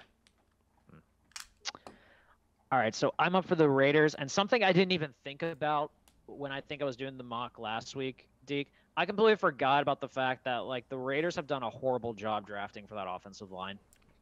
Oh yeah, just an Leatherwood. Just an awful job. Colton Miller. And by the way, I'm still gonna point this out. I truly hope Mike Mayock releases a book just for the fact that I want to know about that entire Raider situation. I have to know who made the picks. I cannot believe that a guy that was so good in his analysis when he was an NFL Network draft scout could be that bad as a GM. Abrams, Farrell, Leatherwood. I can't believe it. I cannot. So I truly believe Gruden had way too much say in who got drafted. So, but I'm up for the Raiders. I'm going to fortify that offensive line. Give me a guy that can move around in multiple positions. Give me Peter Skoronski. So Skoronski is the first O-lineman off the board. Why him over top of Paris and Jones? I think Jones and Paris are clear-cut tackles, but I think that there's so many just problems along that offensive line in general that I think they just need talent, and they need to put the best five possible. And Skoronski will be a guy that, wherever they're at their deficit in, he could fill in. Except I don't think he could be a center, but I know that he took snaps out of center in college a little bit. So maybe if they wanted to, sure, but I think that wouldn't be the wisest decision. But I would say Skoronski right now is leaning just for the versatility aspect. Fair. I don't hate it at all. This is an interesting one for me. There's two guys that I really, really like here, but what I do think, I think it's important for them, the Falcons, to just get pure, bona fide home run hits. And I think he is a top 5 player in this class. Give me Christian Gonzalez, my number 1 corner. Mm-hmm. I don't know. pairing him and AJ Terrell in that backfield. I don't think they necessarily need corners, but if you look at those two together in the backfield, I mean, there's just no chance that in that division they're going to lose a game in the air. Yeah, I would think part of me would probably lean towards pass rush just because, like, I'm with Dre in the sense that, like, they cannot get to the quarterback at all. And that's agreed, something they desperately need. But you need to hit. Tyree Wilson is not a home run hitter right now. He's a freak athlete. He looks great. Miles Murphy's not a home run hit. To me, neither of them feel like guys you're going to put in and just be like, yeah, he's going to get to the quarterback. Like, they don't feel like, of recent years, and I'm not going to say like the Aiden Hutchins, but they don't feel like the Josh Allen out of Kentucky where it's like he could, he couldn't, but he did. They don't feel like those types of guys. They feel a little more like secondary, and I get that, you still need those. To get a lockdown secondary is priceless. That's fair. I mean, honestly, like, the best pass defense is a good pass rush as well, which says a lot. But that's fair based on how the board is kind of falling with there. Yeah. I think they can get edge guys in the second round to kind of help with that. 100% agree there. You got the Burrs. I got the Burrs. Dre says Christian Gonzalez would look sick in a Raiders uni. He'd look sick in every uni, baby. For the Burrs, which, by the way, something I saw recently. I think Matt Miller posted this out. A lot of the corners this year that are like projected to go high in terms of production wise, their numbers actually aren't as like elite as you would think. Oh yeah, they're not like sauce numbers. I'll give you that. No, they're not. Yeah, they're not like in terms of like interceptions or anything like that. But like Emmanuel Forbes had like 14 in his career and is being looked at as a second round guy, which is something that I think Matt Miller was like surprised by when he pointed skinny that boy, out. Very skinny. So I'm up for the Bears. Bears just need talent, but I think in terms of like if you want to go for bang for your buck, they need someone to protect Justin Fields right away. So I'm looking at the offensive line, and it's tough for me, but I think I'm gonna lean towards Paris Johnson Jr. I think because based on the fact, I think Jones is a guy that will be a very good tackle in my opinion, but I think Johnson, based on the tape and the fact that he just kept that pocket so clean for C.J. Stroud at Ohio State, I think that Johnson is going to translate very well to the NFL right away. Fair. I think that's a really good take there. I'm up for the Eagles, Greg, and this is one thing I'll say that I don't think is that hot of a take, but just want to get it out of there. This is as far as Jalen Carter will fall. If Jalen Carter falls out of the top 6, he will be taken here by the Eagles because the same vein as Dre's luxury for Bijan Johnson, they have the luxury of Jalen Carter being an okay tackle or a defensive tackle because Fletcher took a veteran minimum, because Jordan Davis is still there. For me, in the Eagles situation, I understand Dre wants this to be Bijan. I just feel like it's a trench scenario for them. They have skill position players. They've invested heavily in A.J. Brown. Devonta Smith is still there. They have all the Batmen. Their running back scenario is interesting. They still have Zeke out there. But for me, I am going to take Kalijah Kancey out of Pitt. And, maybe this is a little early for him, but him and Jordan Davis together feels like the next 10 years of Philadelphia Eagles defense. Yeah. You know what? I will appreciate. First off, I do like that PFF's board's a little bit more up to date because they have Kalijah at like 13, whereas like I think PFN had him as like 60. 50. Yeah, like 60. Like it was absurd. No, I love that. I think he fits in a 4-3 defense like perfectly. So like I'm not saying he'll be the next Aaron Donald, but his comps are very similar. Yes, I'll give you that. He didn't dominate like Aaron Donald, but like dude was good for the longest time I've seen him. So I got the Titans. You cucked yourself twice here with Skoronski and Johnson. I did. And I'm gonna cuck myself again, man. Like they just got rid of Taylor Lewan. It might be. It's a bit far for their board. I'm surprised how low they have him, but I just think like he'll fit in right away for whoever is going to be your quarterback for the longest time down there in old Nashville, Tennessee. So give me Broderick Jones here.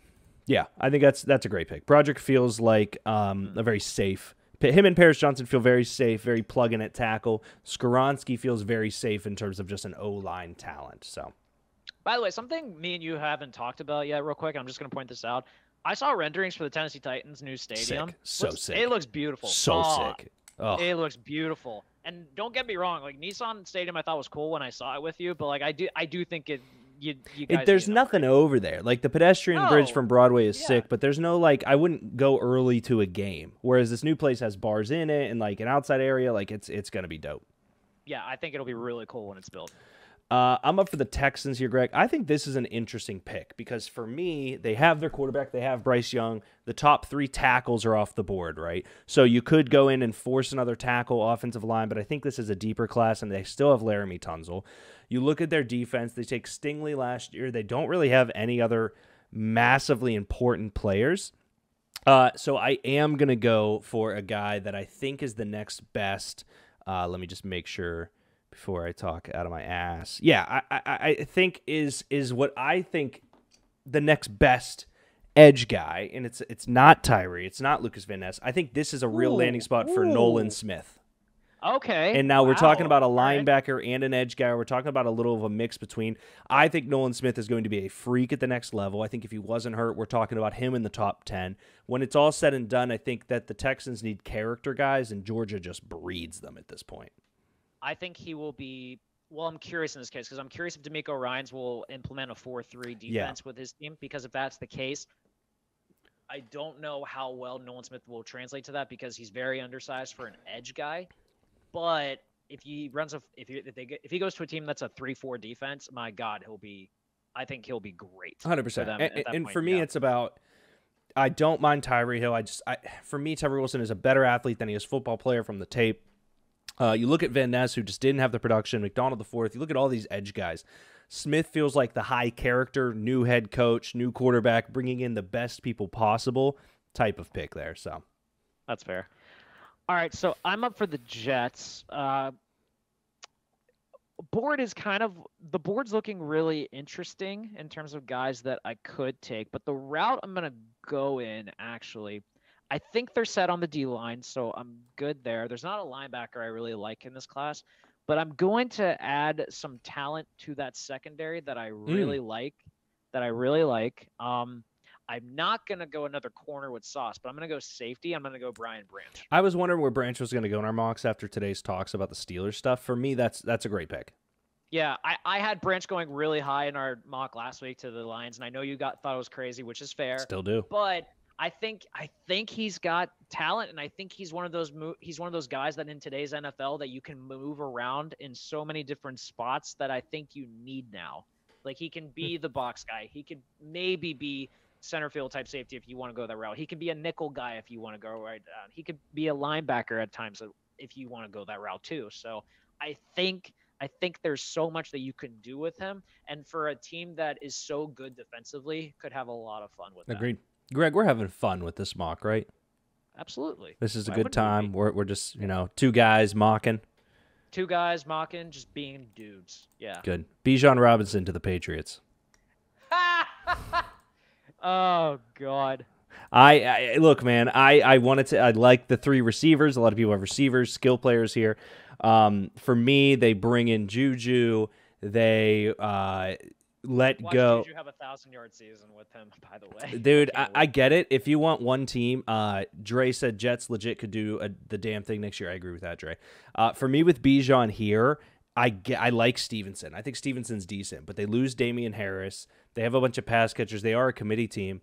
There's no better player in this class than Bijan. I think we can all agree on that. Dre says, wow, I hate it. You only hate it because you wanted him to go to the Eagles at 10, Dre. Bijan to the Patriots. I love it. Man, I mean, listen, like you gotta slow the game down in that division. You're playing against Aaron Rodgers, Josh Allen, and a Tua Tagovailoa offense that has the fastest players in the NFL. If you're gonna slow it down, the run game is how to do it. Bijan's the best runner. No, I mean, like, Belichick loves having, like, 4 running backs to work with and stuff because when one fumbles it and he sits him for the rest of the season, he's got more guys to basically work off. And listen, Ramondre Stevenson, like, came on very strong last year, but they ain't going to pay him. No. I don't think they would. He's not that guy. Yeah, Damian Harris is good, but he ain't a guy. Well, Damian Harris is in Buffalo. Oh, yeah, that's right. I forgot about that. Who's their backup now? J.J. Taylor and let's see. I was curious about that because I thought they were still there, but I guess. I guess not. Right now, the Patriots have Ramondre Stevenson, James Robinson, Pierre Strong Jr., and Ty Montgomery. So they signed James Robinson. That does not negate them, in my mind, from taking Bijan. No, that'd be fun. Ramondre would be pissed in that case, but I mean, I can't. It's not like they were going to sign him anyway. No, and he didn't perform good enough to make them not take the best player in the class. Very true.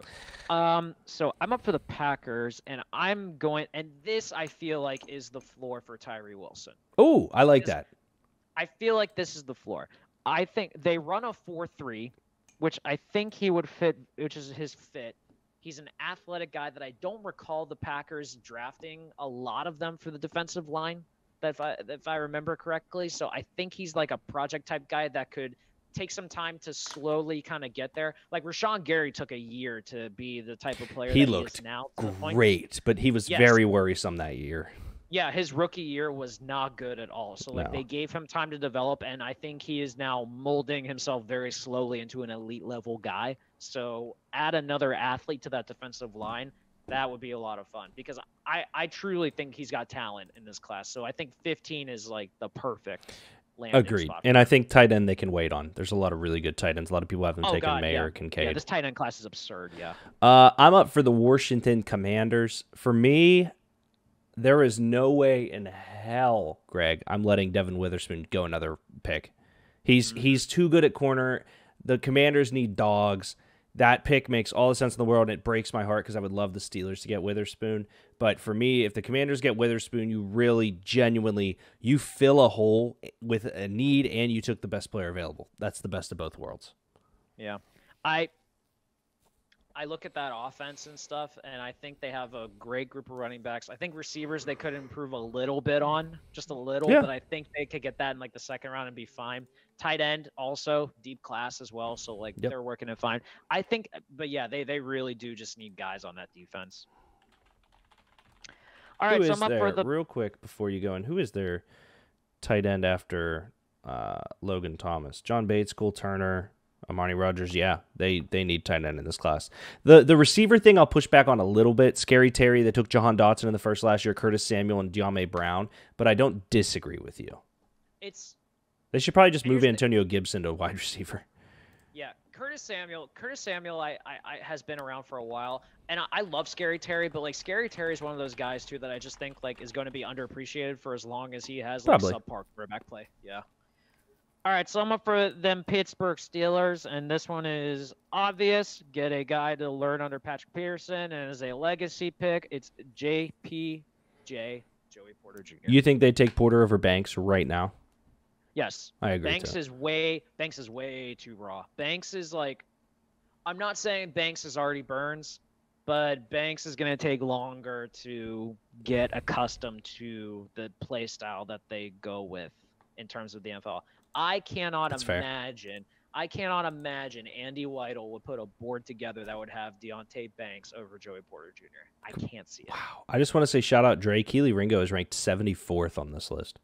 He's fallen. Dude, I look. It's crazy. I don't want to say that I called that. Greg, here's you know the wildest thing? What? I don't get. But I feel like I have this cornerback class wrapped around my fucking finger. In what way? I called Gonzalez being the number one. His combine was incredible. Knew Keely Ringo was a fraud. I loved Emmanuel Forbes to start the draft process. I just knew he was tiny, and he's been kind of hovering but rising. I hated Cam Smith when it was all starting because he was a consensus number one corner. I just didn't like him. I feel like I did really well in this corner class this year so far, and a lot of it might have been guessing, and we can all talk about that later. I feel like I did pretty good. I don't think you had any opinion about Deontay Banks, though, so like that's understandable. But that's understandable. But I think you've been consistent in terms of your top three, though, of Witherspoon, Gonzalez, and JPJ. Yes, so, extremely. Yeah, so that's at least fair.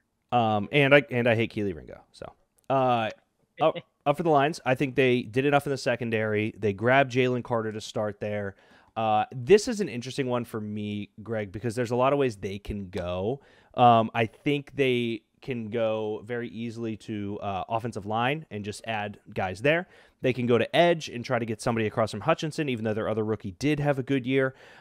They can bounce around here a couple different ways. They signed At running back, David Montgomery, so they don't really need help there. So for me personally, even though I want to do something really cute here, and I'm not going to do it, though. I want to take Drew Sanders, but I'm not going to do it. I'm going to give them Lucas Van Ness, a guy that doesn't need to be the one, but can be across from Aiden Hutchinson and kill it. No, I love that pick, especially for the fact that thank you, Dre. We all see Lucas Van Ness as like the talent, but we also know that there's a lot of unknown about him because he's so young and because he wasn't even a starter last year. So putting him on a team that he doesn't have to be the one would be a great situation in that sense. Dre just said he said the teammate of Kansas, look at Deke, I tip my hat to your CB analysis. You've nailed everything about it. I don't ever think I've nailed a class the way I accidentally nailed this cornerback class, Dre. I don't know how to explain it. It was like a couple tape sessions for myself just watching guys, and I was like, yeah, I just hate that guy, love that guy. It's weird how that works. So I got the Tampa Bay Buccaneers. I'm not going to go tight end early either in this case because I think that they can find someone kind of later on. Well, and they have Cade Otton. They do. I like Cade Otton. I think their weapons are okay. O-line. I would not be shocked, like, if this is around the time we start to see the weird, like, interior guy get drafted high, like that Cole Strange pick almost. I could see Joe Tippmann or John Michael Schmitz go in the late end of the first round simply because of that. But I'm looking at the Bucks, and I think I'm going to add to their defense a little bit because I still think they got guys there. Give me Brian Brzee here. Okay. Yeah, I think it's a good pick. If we were going to go the sorry, let me find Brian. There he is. If we were going to go the route of O-line here, I would have gone Osiris Torrance. I spelled that one wrong. Yeah. Instead of that, but I'm with you. I think Brian Brzee, I don't think he sneaks as far as we've seen in previous regimes here. I think he's pretty solidified there. Seattle. So Seattle walks out with Anthony Richardson. They were 3-4 games ahead of their assumption there. They have a good running back, 2 good receivers, a decent line for the first time in a while. And that defense, they nailed every pick last year, man. Yeah. For me personally, there's a couple different ways I'd like to go here. I think, though, the smart thing is to go ahead and take – he ran well at the pro day. Give me Jackson Smith and Jigba. Ooh, okay. He can play the slot. He can learn under Tyler Lockett. You can't convince me that Lockett's going to be there much longer. And if they don't do some stuff, you can't convince me that Metcalf's going to be happy much longer. So get another receiver, one of the guys that they think might be top of the class. I wouldn't be hateful if they took Addison or Flowers here. I would be questionable if they took Johnson. But Flowers feels like he'd be a really good fit here because he doesn't have to be the guy. But if Jackson Smith and Jigba's there, I think it's a great pick, and it gives Geno a weapon instantly. I think that I think Lockett's been around for like 10 years at this point. Dude, swear. Still hasn't had sex either. Yeah, he's been around for a long time. But yeah, I think that their offense is still in a good spot. I wouldn't be opposed to them also going tight end here. Don't hate that at all. But yeah, all right. But I'm up for the Chargers. Another team I could see tight end here just because I don't know who their starter is and stuff. I'm not taking a receiver just because I'm still kind of iffy on everything right now. But you know what? I'll go tight end actually. I'm not high on Dalton Kincaid right now, but so give me the guy that I thought was the best one coming out of this class. Give me Michael Mayer. Yeah, I think there's 3 guys I think that could go in the first. It's Kincaid, Mayer, and Washington. Yes, one of Washington Dre's guys. I thought about too, but I don't know. Like I feel like he will definitely be a first-round guy. I could see him being the first tight end taken, but I just think this tight end class is so deep that teams might talk themselves out of taking him early for the sake of being like, we can get someone just as good in the later rounds and stuff. And this comes back to our conversation about, do we really want to invest our 5th-year option in a tight end? Yep. I think that's a very, very good analysis there, Greg. I'm up for the Ravens. It is a deep receiver class. I want to take a swing because that's what they said they were going to keep doing. But I'm debating between that and their other need, which is edge right now because he's there. But I'm going to do it. I'm going to break your heart. Give me Jordan Addison. Oh, my heart. That would hurt. That would suck. That would suck. So that would suck really bad. I feel bad about that one. Oh, that would hurt. Dre, I'm sorry. Thanks for not calling him Baby Gronk, Dre said. Yeah, no, I fucking hate that comparison so much. Whoever started that. The world did. Yeah, the world. All right, so I'm up for the Minnesota Vikings. Vikings just got rid of a lot of their secondary guys, so they're clearly not happy with them. Yep. So I'm gonna go. So I'm gonna go with Deontay Banks. I think he'll be a bit of a project to start. Agreed. But I also think too that he's got the height, he's got the speed, and I also think he's not going to have to deal with Aaron Rodgers twice to pick on him like other guys did. So he should be okay, hopefully. No, it's a good pick. I'm up for the Jaguars. This one's easy for me. This is where Osiris Torrance goes. Protect your guy. Trevor Lawrence finished the season as probably one of the most promising quarterbacks we have. Get a guard to jump into that line. Instant plug-in, day one starter. Travis Etienne would also be welcoming of another guard, even though the conversation was brought up that he's a better pass blocking guard. I get it, but still improving. Still the best guard in the class. Yeah. Still the best guard in the class. That's fair. All right, I'm up for the Giants. They just got tight end help with Darren Waller, which I love. Which is awesome. By the way, love that pickup. So I am going to get some receiver help, and I'm actually going to go with your boy. I'm going to go Zay Flowers. Oh, I love Zay Flowers so much. I didn't take him for the Ravens because I wanted to break your heart, and I didn't want to break my heart. But I love that pick.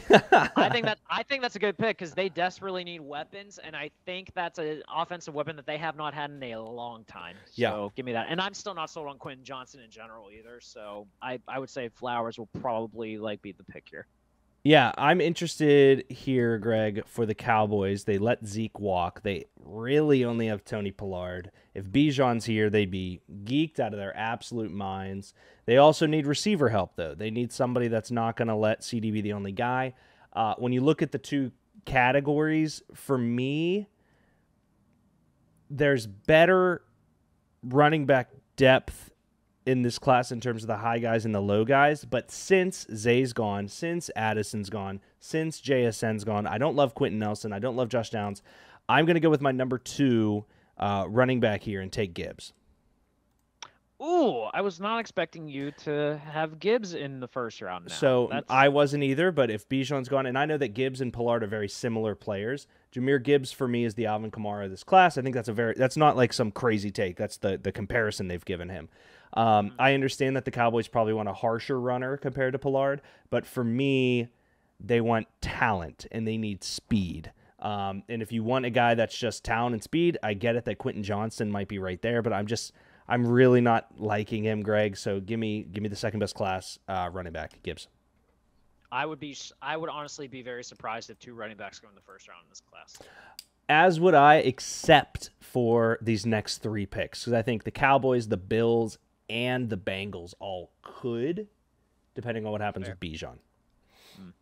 So I'm up for the Bills. Bills, they got screwed over so bad when Von Miller got hurt, so I think they desperately need to add to the pass rush, and you got a guy right there who's falling because he's been injured. Give me Myles Murphy. Yeah, that was who I was looking at for Jacksonville as well, too. So. Yeah, if healthy, Myles Murphy is probably a top 10 pick in this class, but he's been hurt most of the season. Hurt near the end of the season. So this is a great value pick for the Bills. So I love that. So for me, I'm up for the Bengals, but it's for me it's between 2 guys here, Greg, and I don't think this should be really a shock to anyone. It's between Dalton Kincaid and Darnell Washington. Kincaid was unbelievable for Utah, an absolute stud at tight end, but that team, man. They made C.J. Azuma work. They made Hayden Hurst work. They might lose T. Higgins. They need somebody that's a red zone threat. Give me Darnell Washington to the Bengals. That would be a matchup nightmare for a lot of teams if that goes through. Dre says, I also want to say this. In terms of fit, Charbonnet probably fits better. This running back class is incredible. 100%. I thought about taking the Tulane guy in the second for the Cowboys, but here's the thing. It's Jerry Jones, man, and if all 3 of those receivers are gone, he's going to take talent. I love Gibbs. He fits there. Back to the Bengals tight end. Yep, give me him. Greg, you are for the Saints. Saints lost a lot of guys on the defensive line because of free agency, so they desperately need to refill the ranks of what they got to work with. Give me a guy that at the beginning of some of the season, it's a bean. He wants to get involved in the drafting, so he could get the next one. But I will take Will McDonald IV out of Iowa State here at 29. I think he's a guy that was actually being projected to go in a couple of earlier like top 10 Yeah. mocks. I mean, I think it's faded a little bit at that end, but I think he's just an athlete, and that's something that they desperately need for Freak. their line. Yeah, big fan of that pick there, Greg. That means I'm up for the Eagles. The Eagles previously selected Kalijah Cansey, so they are sitting fairly pretty. Just like Bean is, too. Yeah, I don't know what he's sniffing. Yeah, so the Eagles, they get their defensive tackle. They could still probably use some help in the O-line, but their O-line is still so good, man, that I almost do want to take Anton Harrison here, but I'm actually going to pivot, and I'm going to go to what I think is their biggest need, Greg. Give me Jack Campbell, linebacker, Iowa. Oh, I would hate that. Because it's him or Sanders for me, and Campbell's just been rising up boards. I think Campbell was the most well-rounded guy. I think Sanders is the athlete that like teams will probably try to scheme to fit their defense better, but Campbell is a guy that would be a great fit for most teams actually that need linebackers. Yeah, it's him or Sanders. I like both of them. I think Sanders is a great athlete, like you said, but Jack Campbell actually being the linebacker the Eagles need, feels great. Yeah. All right, so I'm up for the Kansas City Chiefs here.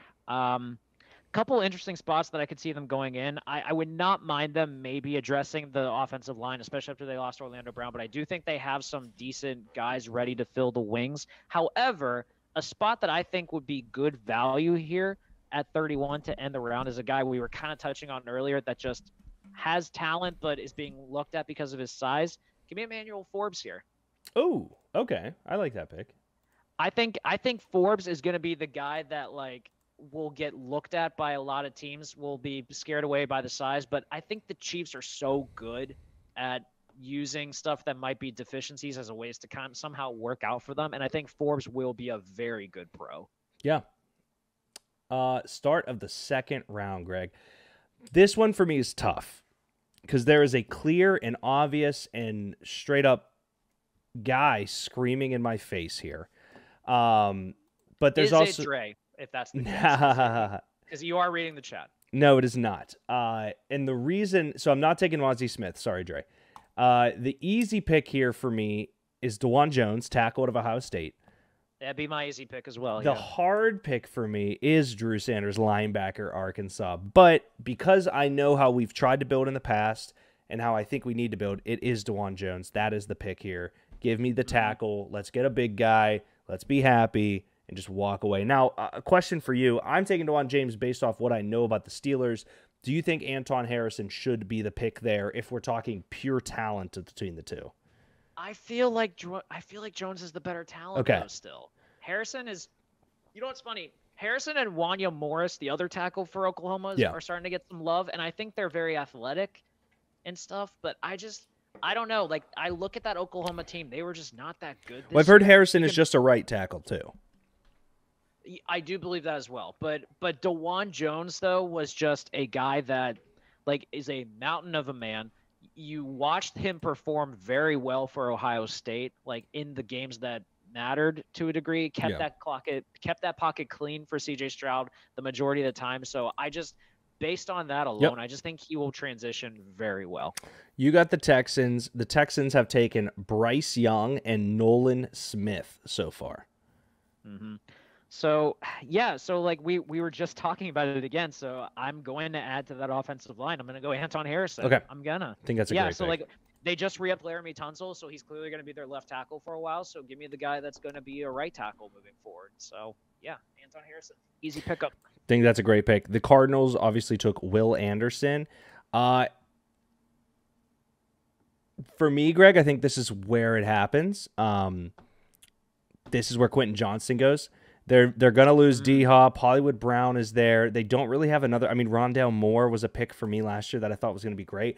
Quentin Johnston is too talented to fall farther if you need a wide receiver. I like Downs. I love Hyatt. Johnston has the pedigree to actually be a 1 despite his play being a little head-scratching at times. So I like him here. Yeah, I mean, I do think body type, he's definitely someone that they would need. He's similar to D-Hop. He doesn't have the talent or anything like that, don't get me wrong. But I do think he would fit in nicely there. Agreed. You are up for the Colts. You have Will Levis. could see some areas in it. I'm still not crazy about that defense at all. I think they do need to I desperately did see a improve it rumor that somehow. DeForest Buckner wants out. Which and they gave him a big contract when he came over too. So Facts. give me a guy who's riding up some boards. Bit of a hard name to say, but I'm going to try my best here. From Northwestern, Adetomiwa Adebayor. Oh, there he is. Okay, yeah, you did really good on that.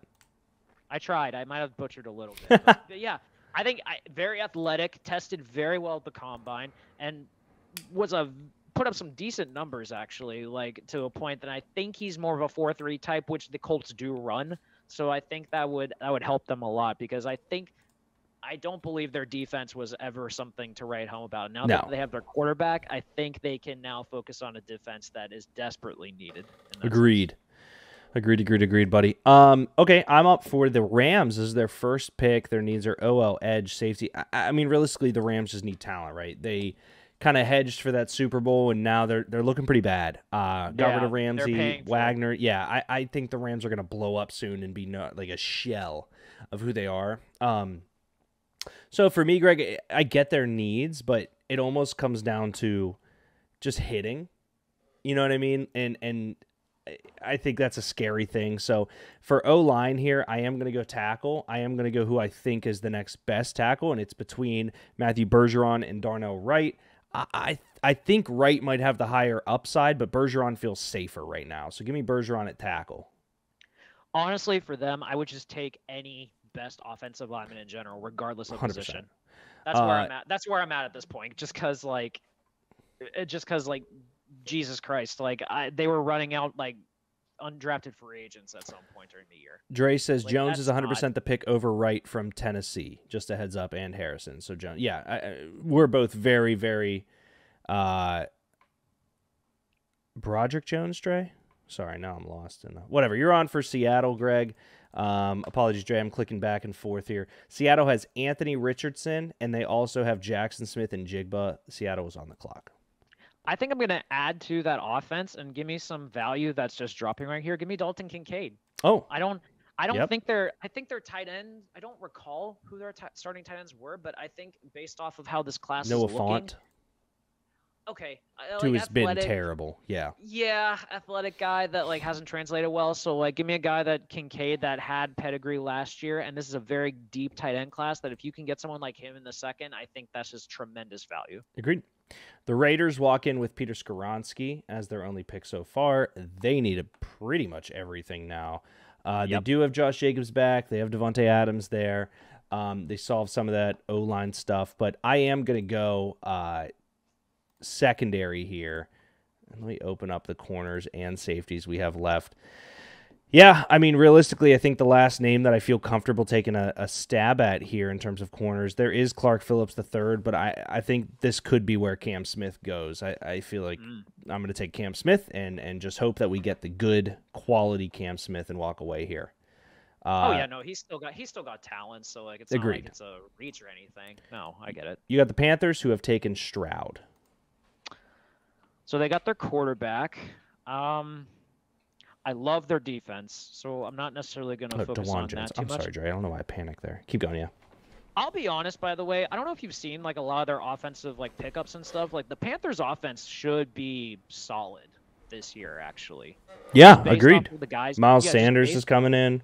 Andy Dalton's there, regardless of who their quarterback draft is. Yeah, Adam Thielen is another guy that they got. I think they have they got a decent core to work with here. So. But kind of based on that, I'm still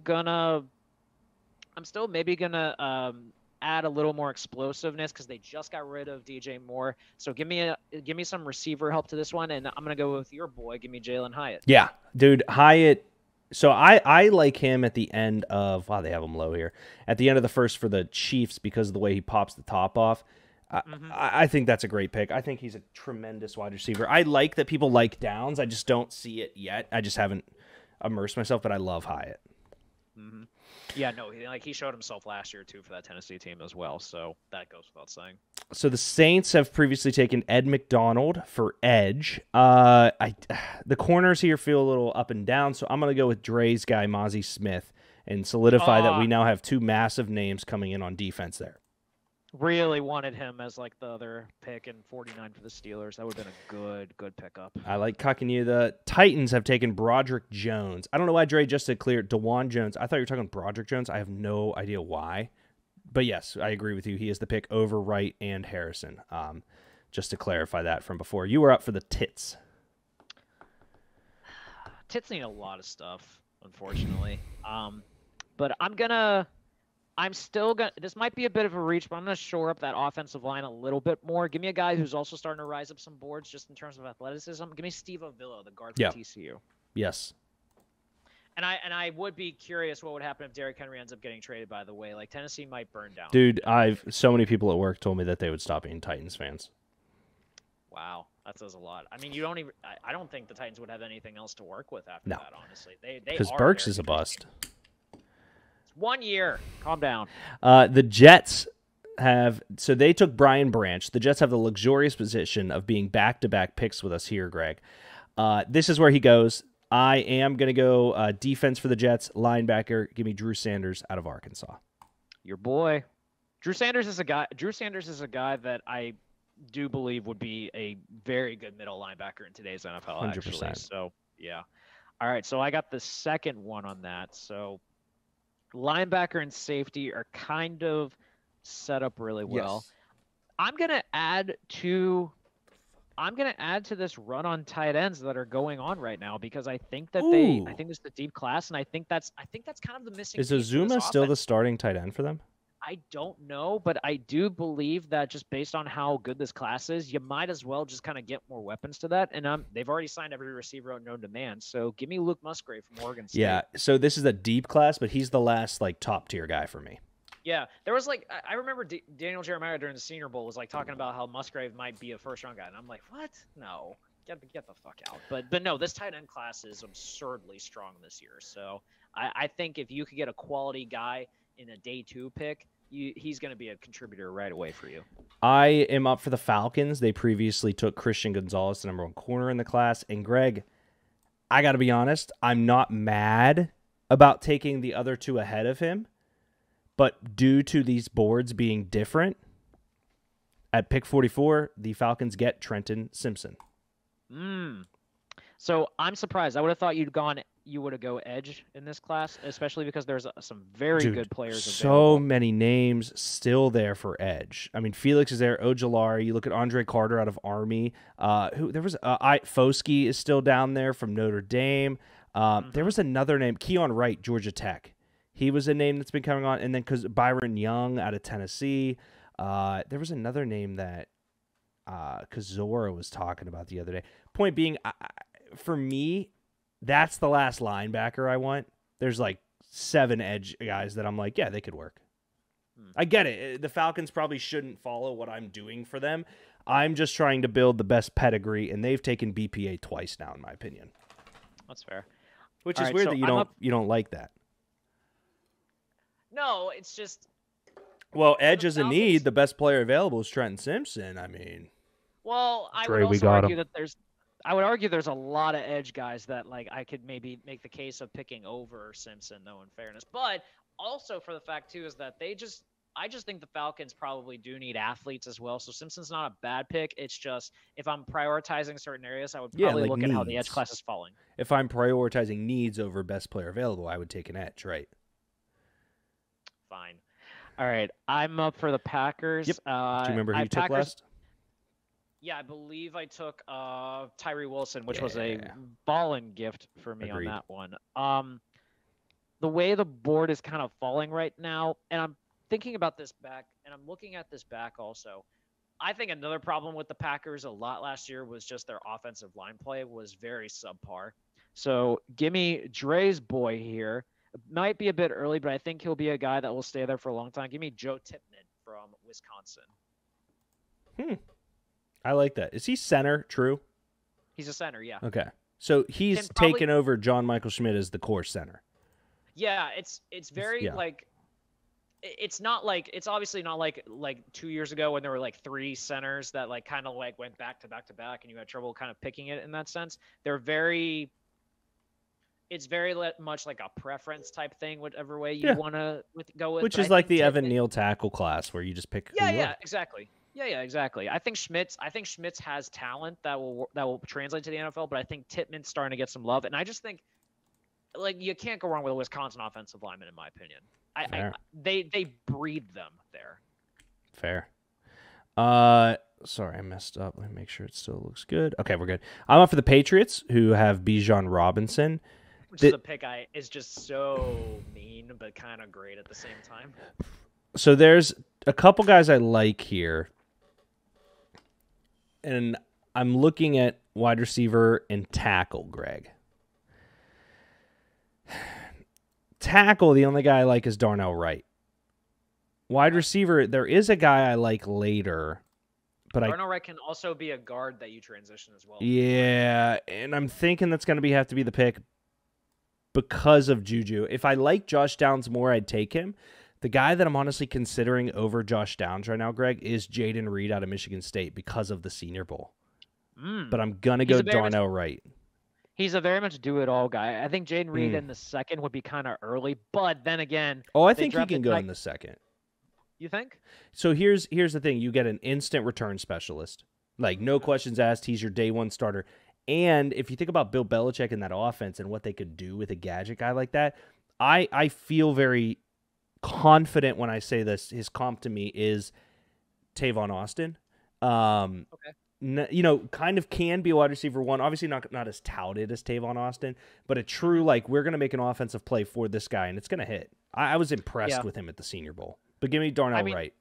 Yeah, I mean, then again, like last year they took Tyquan Thornton in the second round, which was like 100%.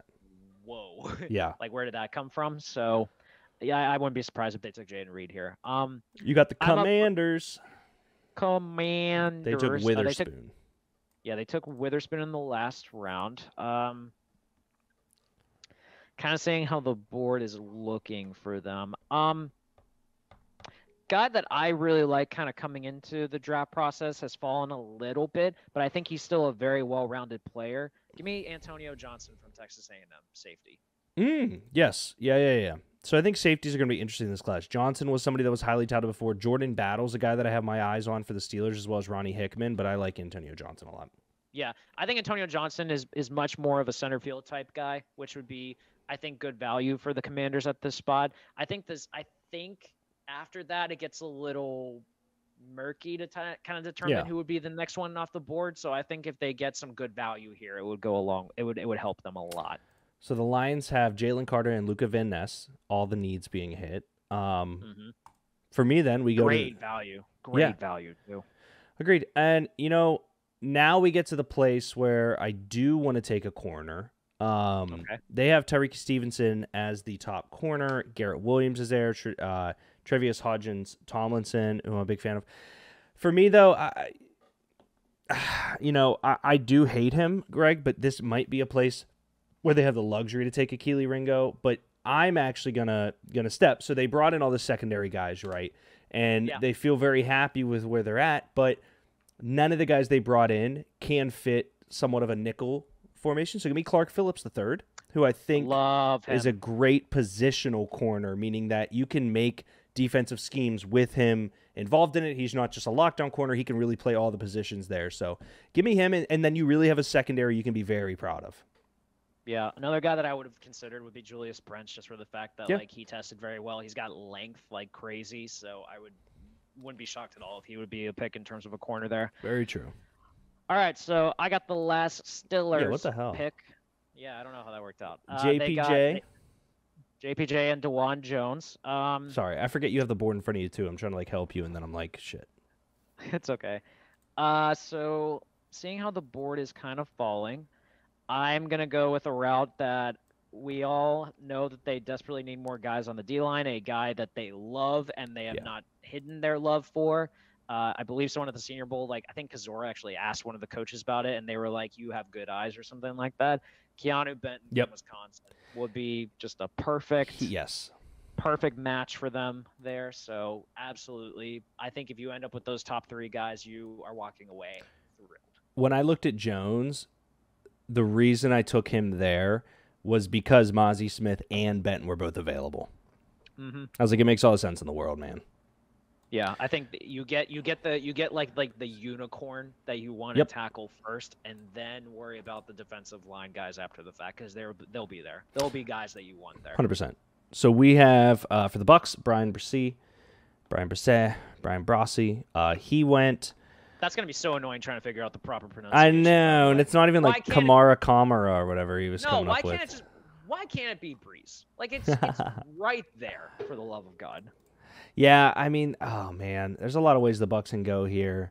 I'm trying to think if they really lost anyone this offseason. I don't believe so, other than I do think this is the place that I would feel comfortable taking a stab at Zach Charbonnet. In the second, really? Yes. Okay. I'm a bit like this running back class. I think is elite, Greg. And looking at the other guys here, I like Charbonnet a lot. I think you come in there. They have White. They have so it's Rashad White, and then I forget the other guy that they took a little while back. I don't love their running backs, especially without playoff Lenny. Other guys, though, I do love in this running back class. Tank Bigsby's a great one.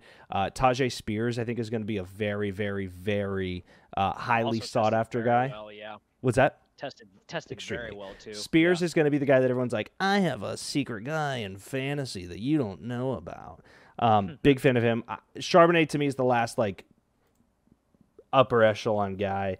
Obviously, I could see Gibbs in a certain sense, but Charbonnet offers a more downhill running style that I think complements Rashad White.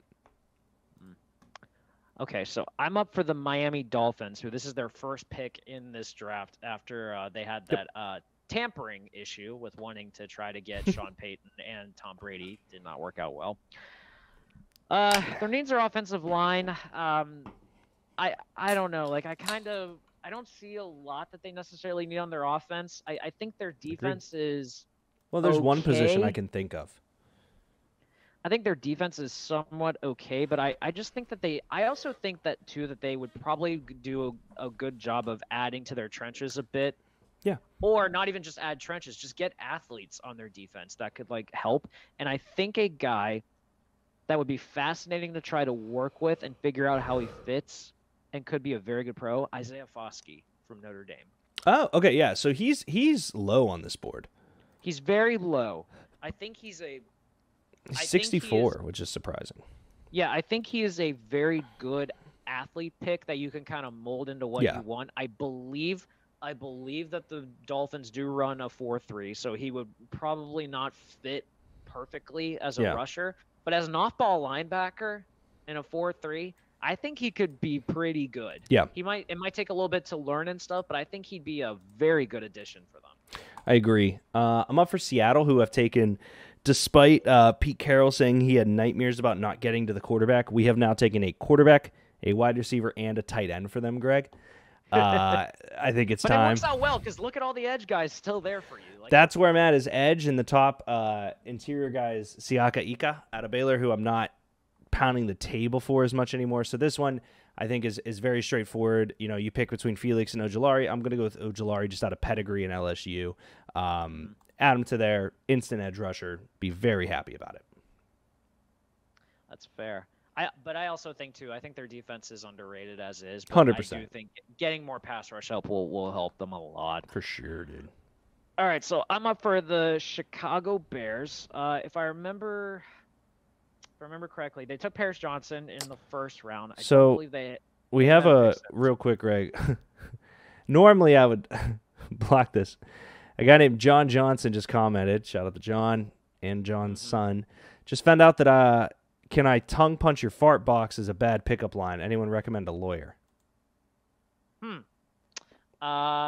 Well, in here in Pittsburgh, we have the twins, which is Shenderovich, and Fish. Shenderovich, and Fishman. I'm just going to put that gentleman in a nice little timeout. All right, you're up, Greg. Yeah, sorry, bud. All right, so I'm up for the Bears. They took Paris Johnson.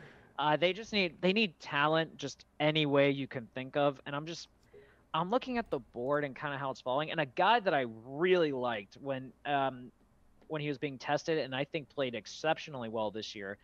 Another state-based guy, Sidney Brown from Illinois. I really like him a lot. I like the backstory about him, and I think he would just add character to that defense that just desperately needs guys. Yeah, I think that's a great pick. I'm up for the Chargers. They previously took, looking at it, Michael Mayer. So they have their tight end out of there. I do think there's something to be said about the wide receiver situation there, Greg. I think they eventually could get rid of Keenan Allen. Two of the names that are deeper in here, Kayshon Boutte, who I had the awesome, fortunate position to let you and Dre know that he was in a situation. So, and honestly, like... Which I did not know about, by the way. I love that you were able to pull that out and then just shut Dre up on that one. Yeah, I said, yeah, you took... And you said, you drafted a guy in the first round that might go undrafted. So, avoiding that one. And then the other guy I do like later here that's even below Jaden Reed is Cedric Tillman out of Tennessee. I do think he is a quality wide receiver. None of them are of the same vein as the top guy here, Josh Downs, but then you look at the situation between Josh Downs and, let's say, the top tackle, and I just don't love the tackles anymore. I'm not really in love with a lot of things going on, but you know what? As the Chargers, Greg, they man, I love their secondary. They have Derwin James. They just signed the cornerback from the Patriots that I can't think of his name, and they drafted Asante Samuels Jr., so I want to get rid of the thought of them taking a corner here, despite that being listed as a need. So then you look at there, and I know I'm kind of talking through it, their linebacker situation.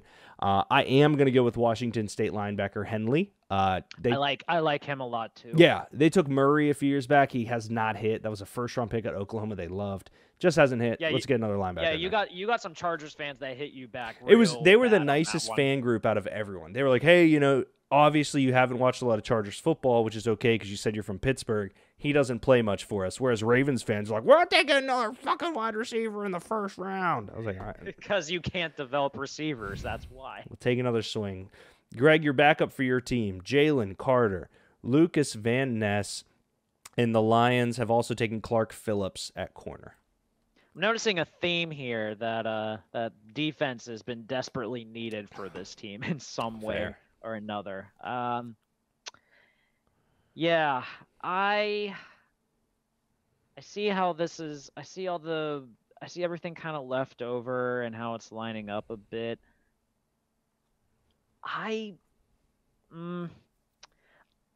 feel like I should still add a little bit to that offense. I'm not taking Josh Downs. I just don't think he fits well. I think that's fair for this team. Yeah, the way it's falling. You know what? I love their offense. I love their offensive line too. For the record, I think they're agreed. No one talks about how good that offensive line is, but give me a guy that doesn't have to start right away, but can maybe plug and play and learn it eventually as it kind of gets there. Give me John Michael Schmitz. Oh, you fuck! Minnesota. That was who I was going to take for the Jaguars. Yeah, I was very excited about that. Take that away from the Jags. They get a little pissy about it because now I don't believe there's a quality center for them in the second round to work off of. But it would have been, Weipler's there and Voorhees is there, but I agree with you. Neither of them are the same as John Michael Schmidt. Bastard. I will pivot and easily go a route, though. The Jacksonville Jaguars are known for one thing and one thing only, Greg, and that is athletes. Give me Keely Ringo. Wow. Okay. I was not expecting him to even go in the second round based on how this was falling so far. Me either. The other corners there, I do like them all. Ringo for me, though. Greg, one thing I can't shit on as much as I've hated on Keely Ringo is the athleticism. The athleticism made him a 5-star recruit. The athleticism got him to Georgia. The athleticism put him at the number 1 cornerback spot at the beginning of all of this. You can't hate on athleticism. And Jacksonville's been built on that for a long time. I'm up for the Giants. They got a wide receiver, Zay Flowers, in the first round, which I think was a steal. Now how it's falling for them, I think they're kind of pissed at the fact that so many quality offensive linemen are just falling by the wayside because they just desperately need offensive linemen in the worst way. I'm amazed that Saquon Barkley played as well as he did behind that offensive line, honestly. So the way the board is falling, give me a guy that is probably not going to play right away, but could at least maybe develop into a quality tackle. Give me Jalen Duncan. Oh, phew. I thought you were going to steal my guy later on. I got a guy for the Bengals. I hope he's there.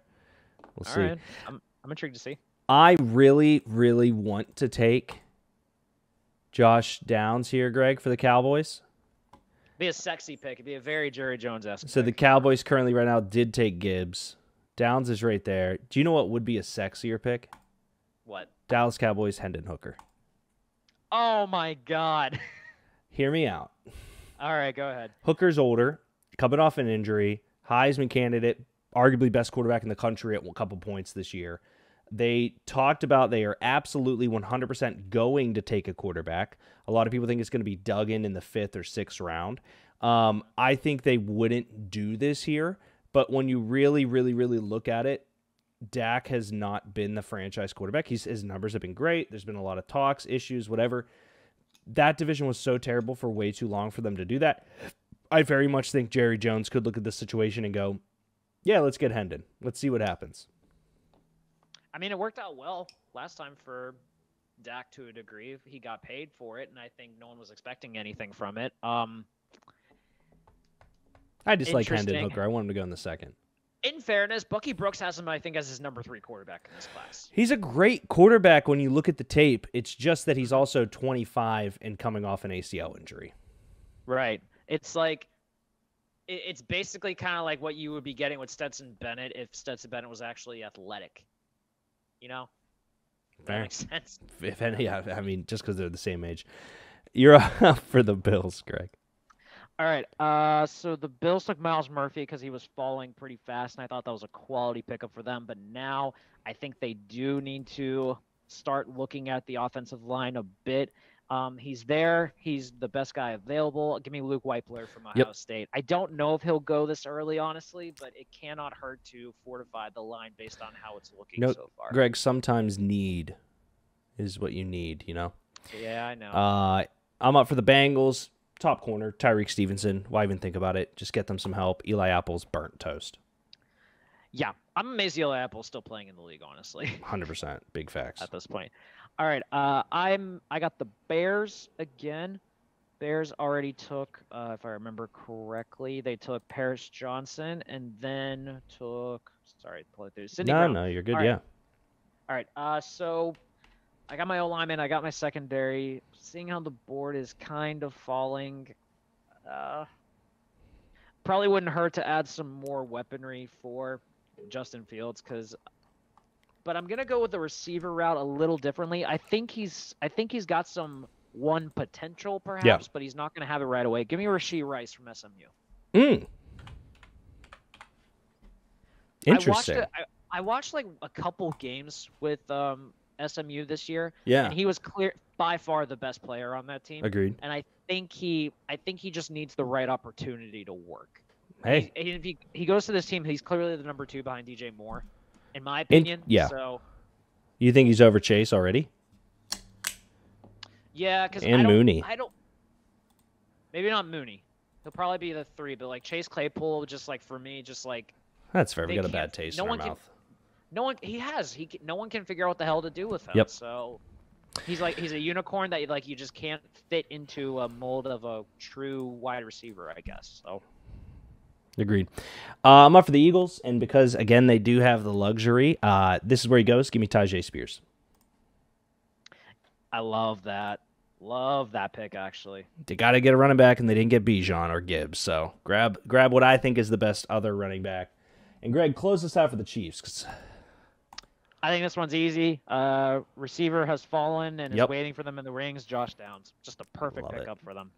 Good mock draft, Greg. Very good mock draft. PFS was actually kind of fun. I like that the board was actually decently up to date. Yeah. Ladies and gentlemen, you can catch us here next Thursday. Josh will be back, and we'll do another mock, and that's what we do. So, Greg, any parting words, my friend? Parting is such sweet sorrow until the next day you see us right here on YouTube and for your ear holes on Spotify, Apple Music, and wherever you get your favorite podcasts. We'll see you guys next time. Bye, guys.